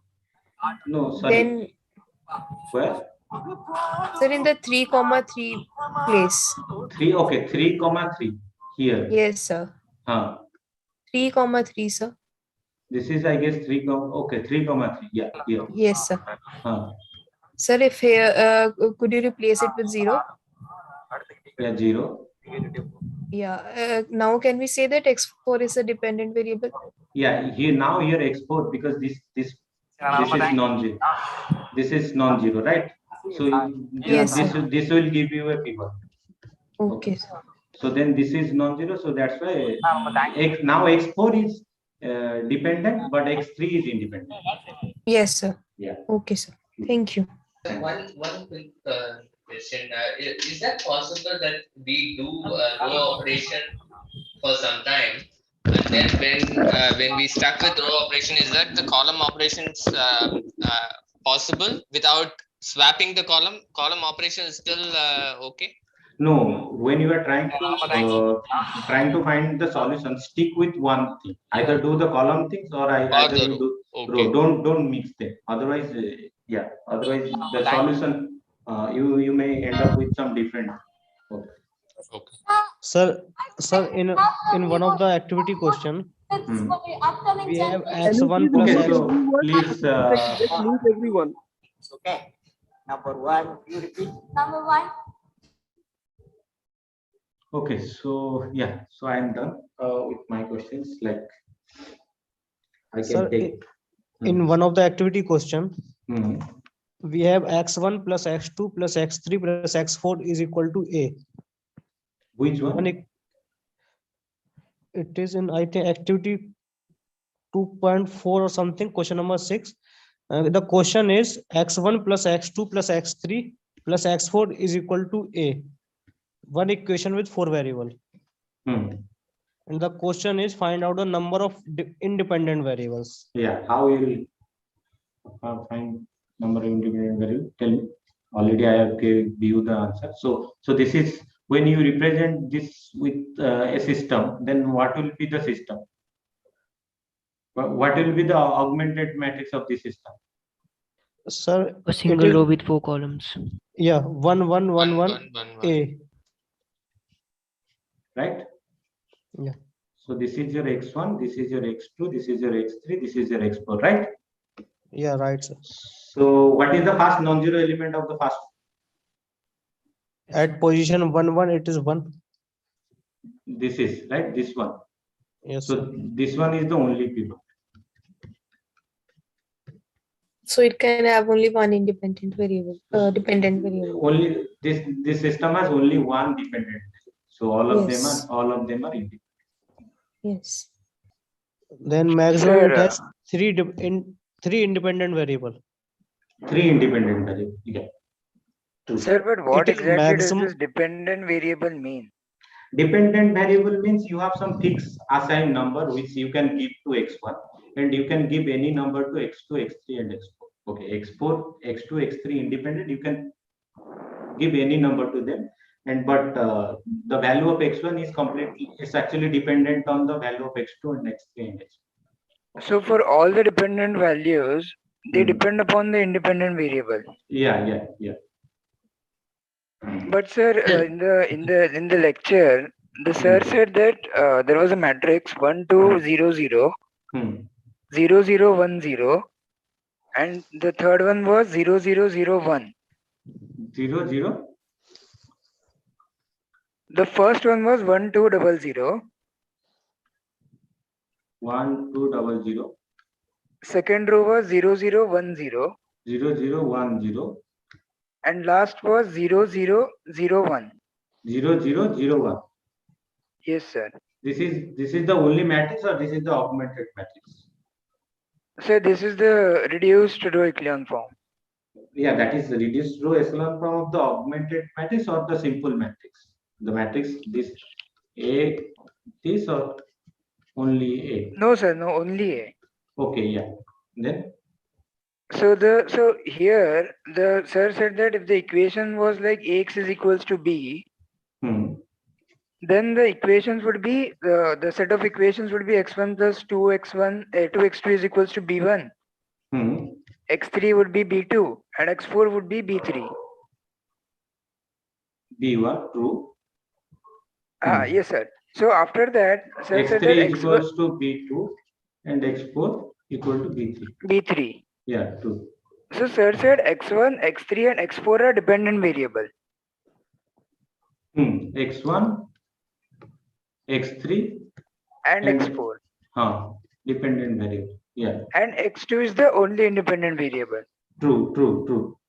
But sir, in the equations that we have written, x1 is the only variable that is dependent upon x2, right? Because x3 and x4 takes a value and then it is fixed. Yes, true. Here value of x3 and x4 are fixed. Yeah, so how this is not independent, x3 and x4? X3 and x4 are not independent, they are dependent. The value are fixed. You cannot take any arbitrary value for x3 and x4. That is fixed. B2 and B3. See, the idea of independent and dependent variable is basically the value. In case of independent variable, you can take any arbitrary value for that variable. And in case of dependent variable, either the value is basically fixed or maybe it's basically you can write it, the value you can write it in terms of dependent variable. For example, as in this case, basically the value of x1 is completely depend on other three dependent variables. But it's not like that. You can always write the dependent variable in terms of some independent variable. It's depend on the situation. For example, whatever thing you have, the example you have given here. So here the value of certainly x1 is not dependent on x3. But Sir, so do we say that here in this situation, x3 is depends on b2 and x4 depends on b3? No. Do we say It's that? not okay. So don't okay. No, it's not like that. See, the meaning is dependent means okay, and independent is not like that in each and every time. You can write the dependent variable in terms of the independent variable. So idea is sometimes, as I have already mentioned here, sometimes you can write the dependent variable in terms of the independent variable, but not all the time. So in case of dependent variable, either you can write it as write the independent variable in terms of independent variable, or you will always get some fixed value of that thing. Okay. And in case of independent variable, you can give always some arbitrary thing. You can always assign some arbitrary number to independent variable. So is this like there was a tutorial question where ma'am assigned a value c to one of the variables, and based on that value she calculated the value of x, y, and z. Squares, if the whole thing is a square, and if you take 4 boxes. Hello? Hello. Like okay, so again I'm getting some. So someone's TV is on. So chocolate is a square. The base of a chocolate in the shape of squares. The base of a dice is in the shape of a square. And even the Rubik's cube, the base of the Rubik's cube is in the shape Admin can mute everyone. Okay, I cannot do for each and every time like this. Actually, it's your responsibility to turn it on. So sir, this is like that question. That's what we are discussing here. If it is a like dependent, then we assign a value to it, and based on that value, we find the answer of x, y, and z. Independent, yeah. You can assign some value. So here you can assign some arbitrary value to x2, and you will get some value of x1, right? Yes, sir. So yeah, that is what I am saying. Like it's not like that. In each and every case, the dependent variable you can, as you have mentioned. So here x3 is dependent variable, and here the value of x3 is fixed. It cannot be anything else other than b2. Okay, but here x1 is also dependent. But in this case, actually you can write x1 as in terms of independent variable. Okay. So depend on the situation. Okay, sometimes for a dependent variable you will get some fixed value, and sometimes for dependent variable you can write that dependent variable in terms of some independent. Okay, but in case of independent variable you can assign anything, any number to them. Okay. Hello, but sir, we can write x2 in terms of x1 also, no? So x2 is equal to b1 minus x1 by 2. See, there is some ambiguity. That's why there is a rule for assigning dependent and independent variable. Okay. So that whatever you are saying is correct. Like I can write 2x2 is basically b1 minus x2.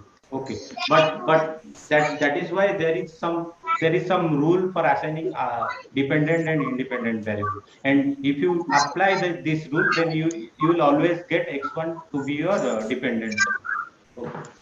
So then is it fair to say that dependent variable is something which is independent variable is something which can take like in this case any arbitrary value, and dependent variable is something which can take either a fixed value or it depends upon some variable. Dependent variable means it cannot take any arbitrary value, and independent means basically they can take any arbitrary. Okay. Okay. Thank you. Yeah.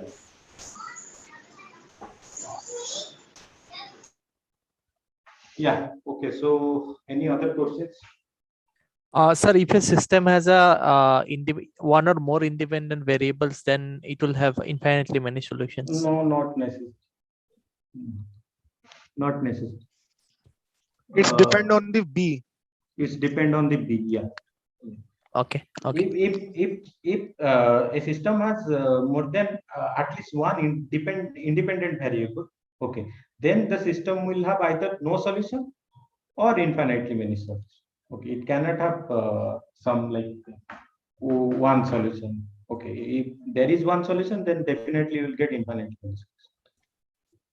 So it's basically depend on the B. Like one, you take 1 0 0 0 0 0 0. So suppose this is the augmented matrix. Suppose this you are getting 3. Okay. So Then here it will have no solution. no solution. Okay. So okay. So if you have something like this here, maybe say 1 here 1, then definitely you will get infinite means. Yes. So either you have one no solution or you have infinite means. Sir, one more. Actually, I have two questions. One related to dependent and independent. Sir, I have a In matrix, the augmented matrix that have element 0 1 0 0 1. First column, first row. 0 1 0 0 1. 0 0 1. This is augmented matrix, right? Yeah. Last 0 0 1, sir. 0 0 1, yeah. Yeah. And second row is 0 0 1 0 1. 1 0 1. And sir, here we have to identify the number of dependent and independent variables. So this is your x1, right? Yeah. This is your x2. This is your x3. This is your x4. Okay. So first, then what is your next step? What should next? What you need to find? So dependent and independent variables. Yeah. To find the dependent and independent variable, first what you need to find? You need to find the pivots, right? Pivots, sir. So what are the pivots? Sir, in first row, the pivot is at x2. At 1 2 position, right? Yeah. Yeah, 1 2 position. Yeah. And in second row, we have at 2 3 position. Yes. So then x2 and x3 are dependent. Yes. And x1 and x4 are independent. Yes, x1 and x4 are independent. Okay, sir. I got it. Yeah. Sir, my second question is, in a matrix, if we have any row, any row comprising only of zeros, then the determinant of that matrix is 0, as well as the solution are no solution. That matrix has no solution. Am I right? No, why? Please pardon your question, please. In any matrix A, if we have any row of comprising of only zeros, okay, then the determinant of that matrix is 0. Yeah. And that matrix has solution or no solution. No. That's a possibility of 2. Infinitely many solution or no solution. If determinant of A equals to 0.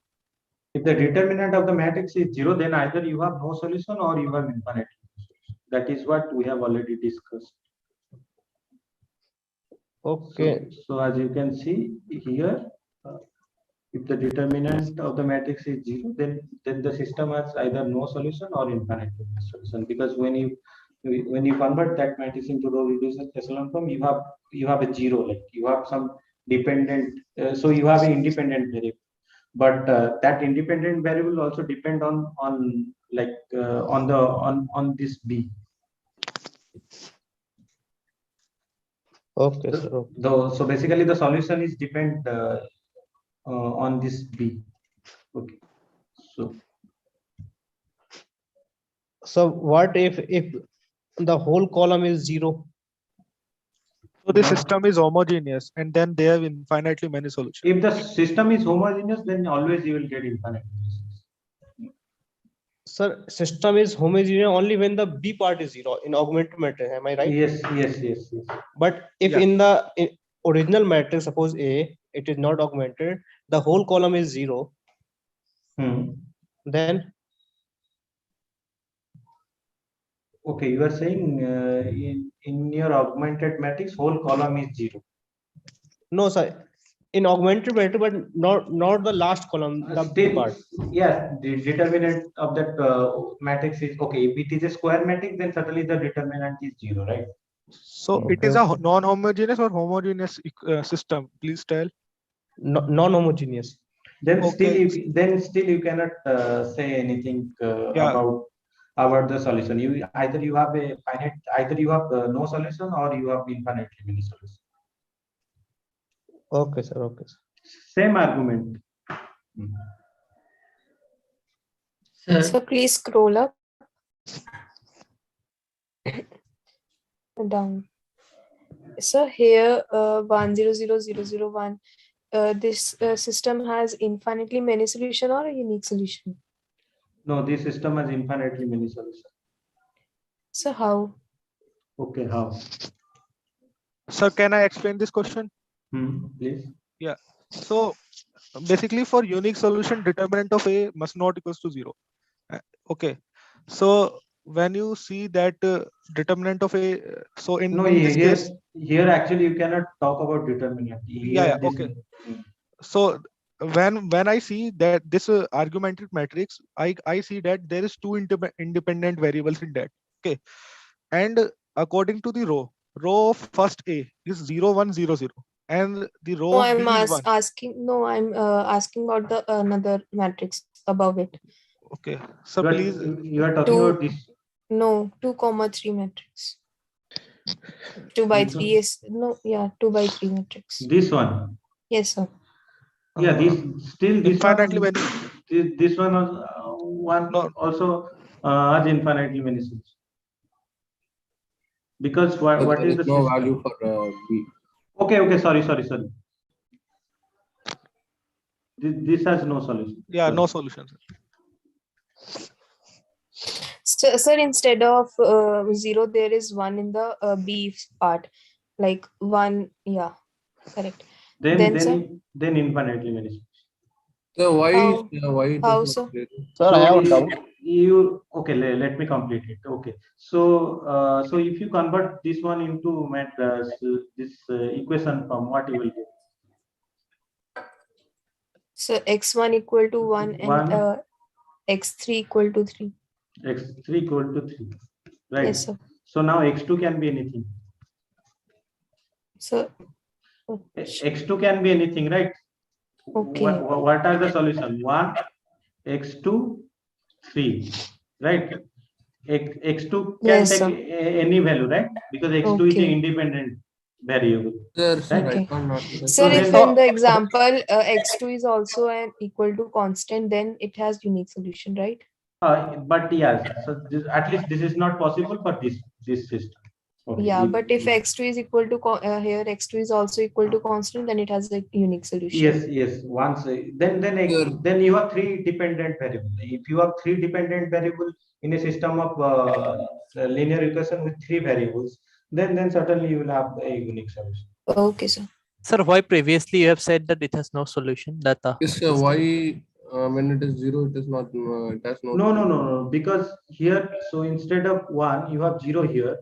Yes. Then x1 should be 0. Then x1 should be 0. Yes. Okay. Yes, sir. Sorry. I made mistake. Okay. Yeah. So yeah. So the thing is, here you have non-zero, and here you have 0. That is not the problem. When here you have 0, and in the right side you have non-zero, then you have problem. Okay. And So it has infinitely solution. many solutions. Yeah. Still, this equation has infinitely. Sir, if in a reduced row echelon form, if one variable comes to be independent, then we can say that the original determinant of matrix is 0. No, if that is a square matrix, yes, you can say that.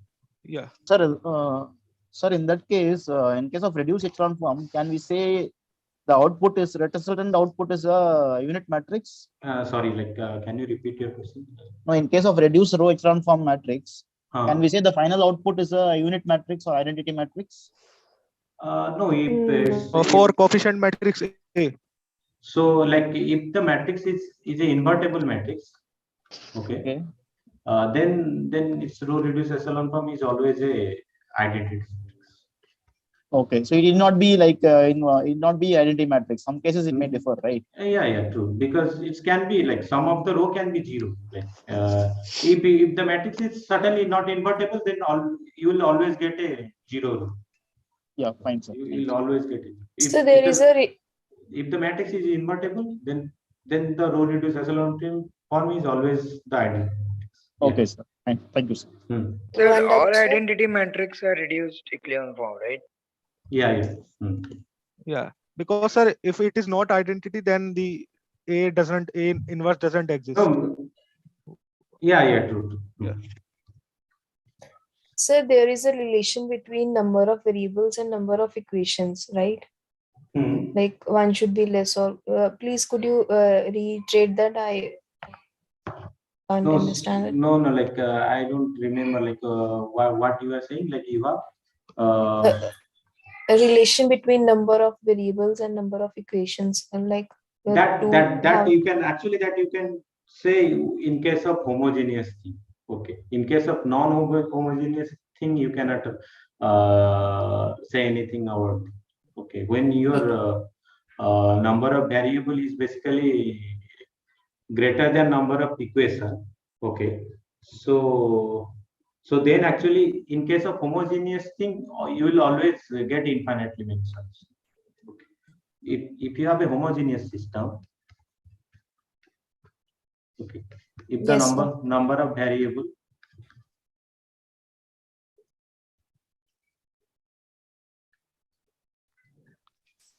Yeah, sir, true, sir. variables are greater than number of your number of equations, then you will always get infinite.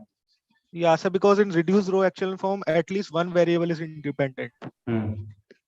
But you cannot say anything about this part, because this part you may have no solution or may have infinite. Okay, so no solution or x is equal to 0 solution. No solution. So what does it mean, trivial solution? Basic x equals to 0 solution means trivial solution. Trivial solution you will get for a homogeneous system. Okay. If this B is non-zero, then you will never get trivial solution. Yeah, for homogeneous solution, x is equal to 0 is one of the solution. No? For homogeneous system, you will always get a solution. That is the trivial solution. Okay. And trivial solution is x is 0. Yes, true. That is all the entries are 0. It can have either trivial solution or infinitely many solutions. For a homogeneous system. Yeah. These two options only we can have for. Yeah. True. Because see, in a homogeneous system, if you have a non-zero solution, suppose you have a non-zero solution, maybe B, which is non-zero, then you multiply any number with B. You take 2B, you take 3B, you take any real number and multiply with B. Then this is also a solution of this system. Yeah, sir, this thing is also explained in the lectures. Yeah. So in a homogeneous equation, either you have one solution or you have infinity. That is the one solution. You always have one solution. That is zero solution. But sometimes you can get infinite solutions. Yes, sir. Okay. Okay. Any other doubt? So for finding inverse of matrix, the method which we have learned, like first find the minor, then the cofactor, then transpose, that is the whole like only way, or like any other thing also? But 2 plus 2, I guess you have some formula, like that formula also you get using that method. That is the only method that I like, whatever you're saying. They are just using the adjoint. Sir, I have an observation for homogeneous system of linear equation. This is the only thing I don't know whether you have some different. So like 3-4 steps. Yes, sir, this one only. Yeah. So I'm not sure whether is there any different method to find the inverse of the matrix. There was obviously one. Okay, sorry. There is one. So Gaussian elimination. One thing is there. Yes, Gaussian that elimination. one. Yeah, you take this A here and you take identity here. Okay. Yes, sir. You make these two identity. No, sir, I and A. That is fine. You take I and A, you take A and I both. Yeah. So like for me, like both these methods seem equally difficult. So which would you recommend that we should focus on for examination point of view? Probably I'll suggest this one. The first one. Yeah. The second one, please explain again. I couldn't understand that. Okay. Okay. I guess this is not Second in. one is more easy, I think. Okay. Like. Okay. For me, first one is easy. Okay. I don't know. Because the problem. Okay. This is my problem. Maybe. Okay. When I actually do this this row reduce echelon, for most of the time I make mistakes. Okay, Yes, sir. There's a lot of guessing, like what to do, where to remove. So please brief the second part, second method. No, that is okay. That is, I guess, is not in your syllabus. Okay, so No, sir. Yeah, it is This given thing in is also Homogeneous, explained in the lectures. So Okay, this thing is also explained in the lectures. Okay. tutorial part. Okay. Yeah. Okay, in the tutorial. I think 6th tutorial. So what is actually, you take the, suppose you have a matrix A. Okay, this is a n cross n matrix. So what you do, you take a matrix here, and you take some identity n cross n matrix here. Okay, so you try to convert this to a matrix by using your elementary row operator into. So you convert A to identity matrix. Okay, so here you will get some matrix. Okay, by converting this A to identity matrix, here actually you will get some matrix B. So this matrix B is basically A. Okay. So the thing is, why actually this is true? When actually you are doing some elementary row operation, you are actually basically you are multiplying some matrix. Okay, you are multiplying some matrix. So you are multiplying a lot of elementary matrix. So when you are doing n times elementary row operation, basically you are multiplying n elementary matrix. So by applying L elementary matrix, you are getting here I. Okay, so basically when you are coming from here to here by applying n elementary row operations, so basically you are multiplying n elementary matrices. Okay. So basically when you are doing it, you are basically getting. So this is your A inverse, right? This is your A inverse. So this at the same time you are multiplying. Here also you are multiplying the same thing. U1, E2, En. So since this is identity, in the end you are getting E1, E2, E. So that's why this is the inverse of this matrix. Okay, this is what is going on here. Okay, you are basically multiplying bunch of elementary matrix. So since here you have taken identity matrix and you are multiplying the elementary matrix, in the end you are getting the whole multiplication. And here by applying all these things, here you are getting identity. And by the definition, this is your inverse. And in this place, exactly you are getting the same. And this is basically the inverse. So this will give you the. Hello, sir. Yeah. Yes, sir. Sir, my observation for system of homogeneous equation is that if I have given a matrix, then I can find the determinant. If determinant of the matrix is not 0, then it has a unique solution. And if the determinant is 0, then it has infinitely many solutions. Because True, but yeah. So the thing. Yes, sir. So no need to reduce into row echelon form or reduce row echelon form to find that. Okay, so the thing is, you need something.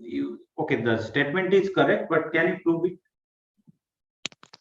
Yeah, sir, I can prove it. How? But theoretically, not like in mathematical term. Because, sir, in system of for proof I have to reduce reduce row echelon. Yeah. Row. You need to basically.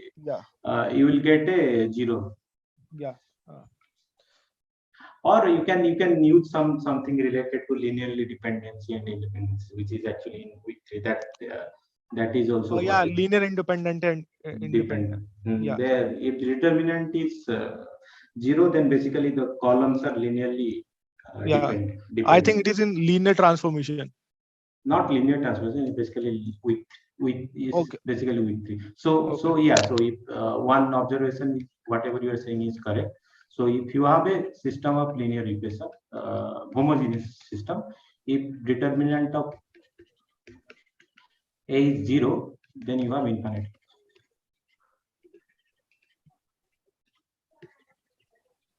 Or no solution. No solution doesn't exist. 0 will be the solution. 0 is always it a is solution. a homogeneous solution. For homogeneous part, you will always have a solution. So, yeah, it is a trivial, very basic solution for homogeneous. Yeah. Okay. So yeah, so okay, so sir. Thank you. Thing is yeah. So this determinant trick you can apply only for a square matrix. If that is not not a square matrix, then in this case you will always have infinite dimension. So when the number of variable is greater than number of equations. Sir, I have another observation. Suppose, sir, I have given a 2 into 2 matrix. Then determinant basically tells about the two lines are parallel or not. If determinant of A does not goes to 0, then lines are not parallel. They will intersect. And if determinant of A is 0, then lines may be parallel or coincide with each other. Yes, sir. Yeah, in 3 by 3 matrix, it's plain, right? Yeah, if it is 3 into 3 matrix, that means the line is formed in the 3-dimensional plane. So basically, sir, differentiation is the slope of a line. Differentiation. Differentiation is the slope of line. Then, if the differentiation of two lines are equal, then we can say that the lines possess no solution or infinitely many for 3-dimensional line. How will differentiate 3-dimensional thing? What is the definition? Yeah, for that, sir, we have to learn multivariable calculus. Yeah. Actually, I learned it, but even in this course, probably you will not learn much about differentiability. Okay, it's more about partial derivative. Okay, it's a bit in for more than 2 variable differentiation is tricky. Yeah, sir, it's Lagrange theorem, something like that. No. You will get like leave it. Basically, you will get some linear transforms. Okay, sir. Okay. Can you give me an idea on greater than 15th question?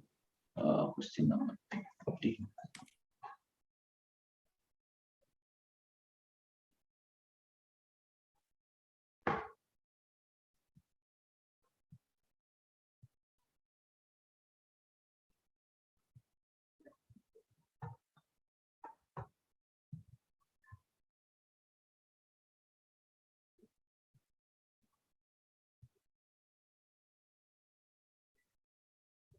Sorry. Hello. Yeah. So it's a comprehensive question. So the only thing you can do is basically you have to solve question number 14, I guess. So I solved that 14th one, sir. It's a quite long question. It's a quite long question. I solved that 13 one and 14 one, and 15th I'm a bit struggling. I couldn't understand what they are asking. Okay, let me check. It's really as per I remember, it's a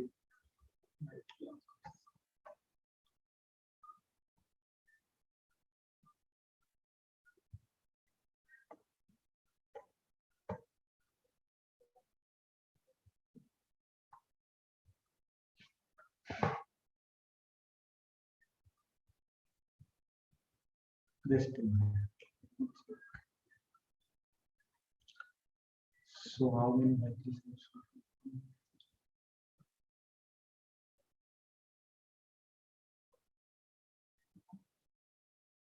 So from question number 10, 13, you have a system, right? Yes, we get an equation there. So And you have maybe four system, right? yes, sir. Yes, sir. Yeah. So one of your system. Okay. So are you getting one system which is? Yeah, I got that system, sir. What system it might be, and I got that constant value also. So in one system, like you got a system where the equation is 2x3 plus x4 equal to 300. Yeah, sir.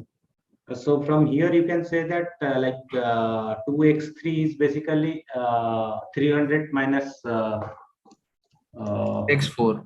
Yeah. So that means your x4 is always less than 300. Oh. Okay. Right. Okay. So again, you try to do similar kind of thing. You have to some equality. You have to by doing this Okay, kind sir. of thing. Okay, sir. Okay, sir. Yeah. Got it. So then your value of x4 cannot exceed 300. Yes, sir. So then similarly, you will get you can put some condition on x4 also. Or Yes, sir. For maximum value, we can do it like that, sir. Yeah, For minimum? So minimum is 0. The value of x4 is certainly value of x4 is in between 0 to 300, right? So yes, sir. Yes, sir. So the maximum value is basically 300. Okay, okay. So the value of x4 should be minimum should be 0 and the maximum should be 300. 300. Okay. And similarly, you have something from this. This is what you get. You get 2. So this basically you are getting from this equation, right? 2x3 is equal to 300 minus x4. Yes, sir.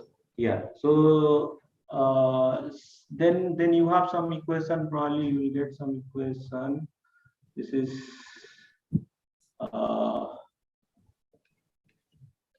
3x2, which is 900 minus 2x3, right? Yes, sir. 3x2 is equal to 900 minus 2x3. Yeah. So now you know something about x4. Yes, sir. So and you know some relation between x3 and x4. Try to replace this here. Okay. So using this you can put some condition on x2. Okay, x2 we can get it x2. Yeah, okay. Yeah. Then similarly you have to do for x1 and. Okay, sir. Got it. Thank you very much. Yeah. Okay, then I'll stop this session. Sir. Sir, one I had the doubt in the question which is asked in graded assignment 2.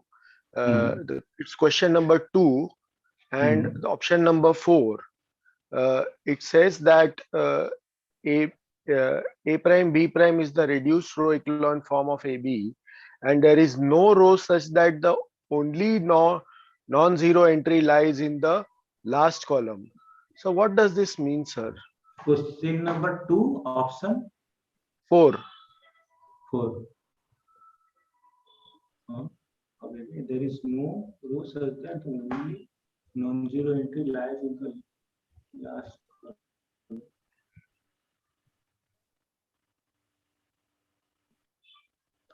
No row such that the only non-zero entry.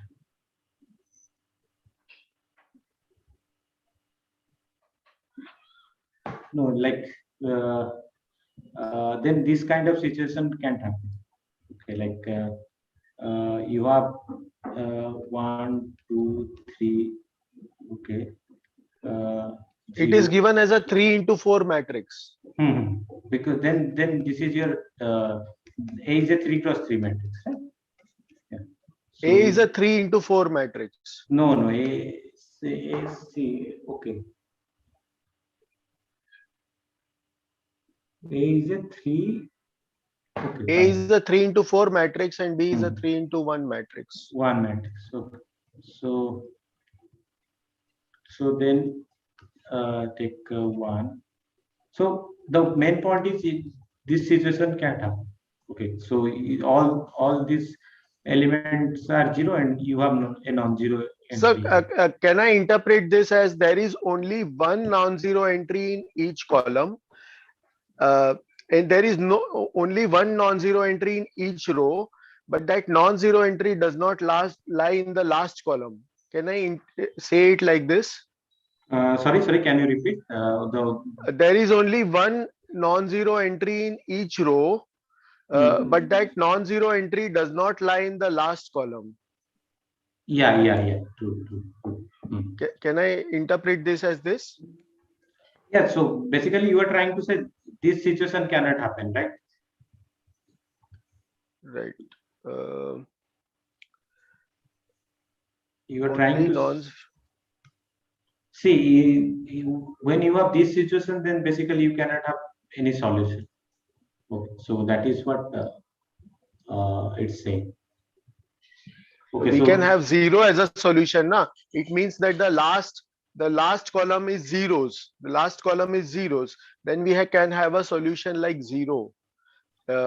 All entries, I mean, all the x's are 0. Then that is one solution, na? So if the last column is 0, then because because the only non-zero entry is not lying in the last column, means the last column is 0. If the last column is 0, then the system has that at is least one that is what it's saying. Now there is no row such that the only non-zero entry lies in the last column. Okay, so that is what I'm trying to say. Now, this kind of situation can't occur. Okay, this type of situation can't occur. Okay, sir.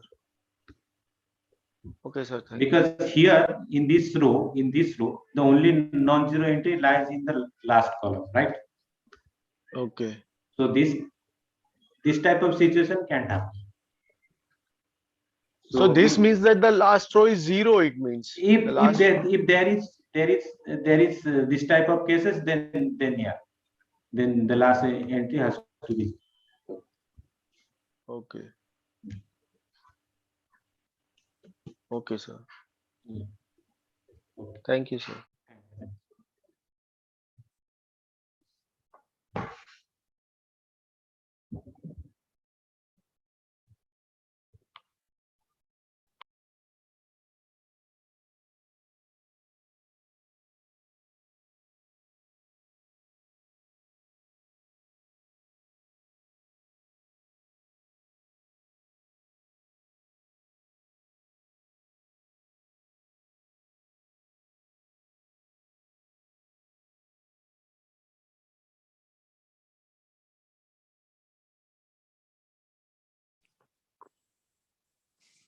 If there is no question, can I bring one thing that was discussed towards the beginning of the discussion, today's discussion?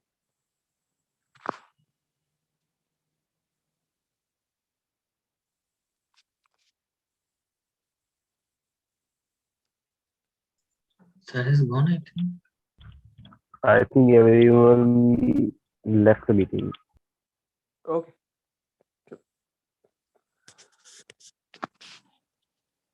Sir has left for us.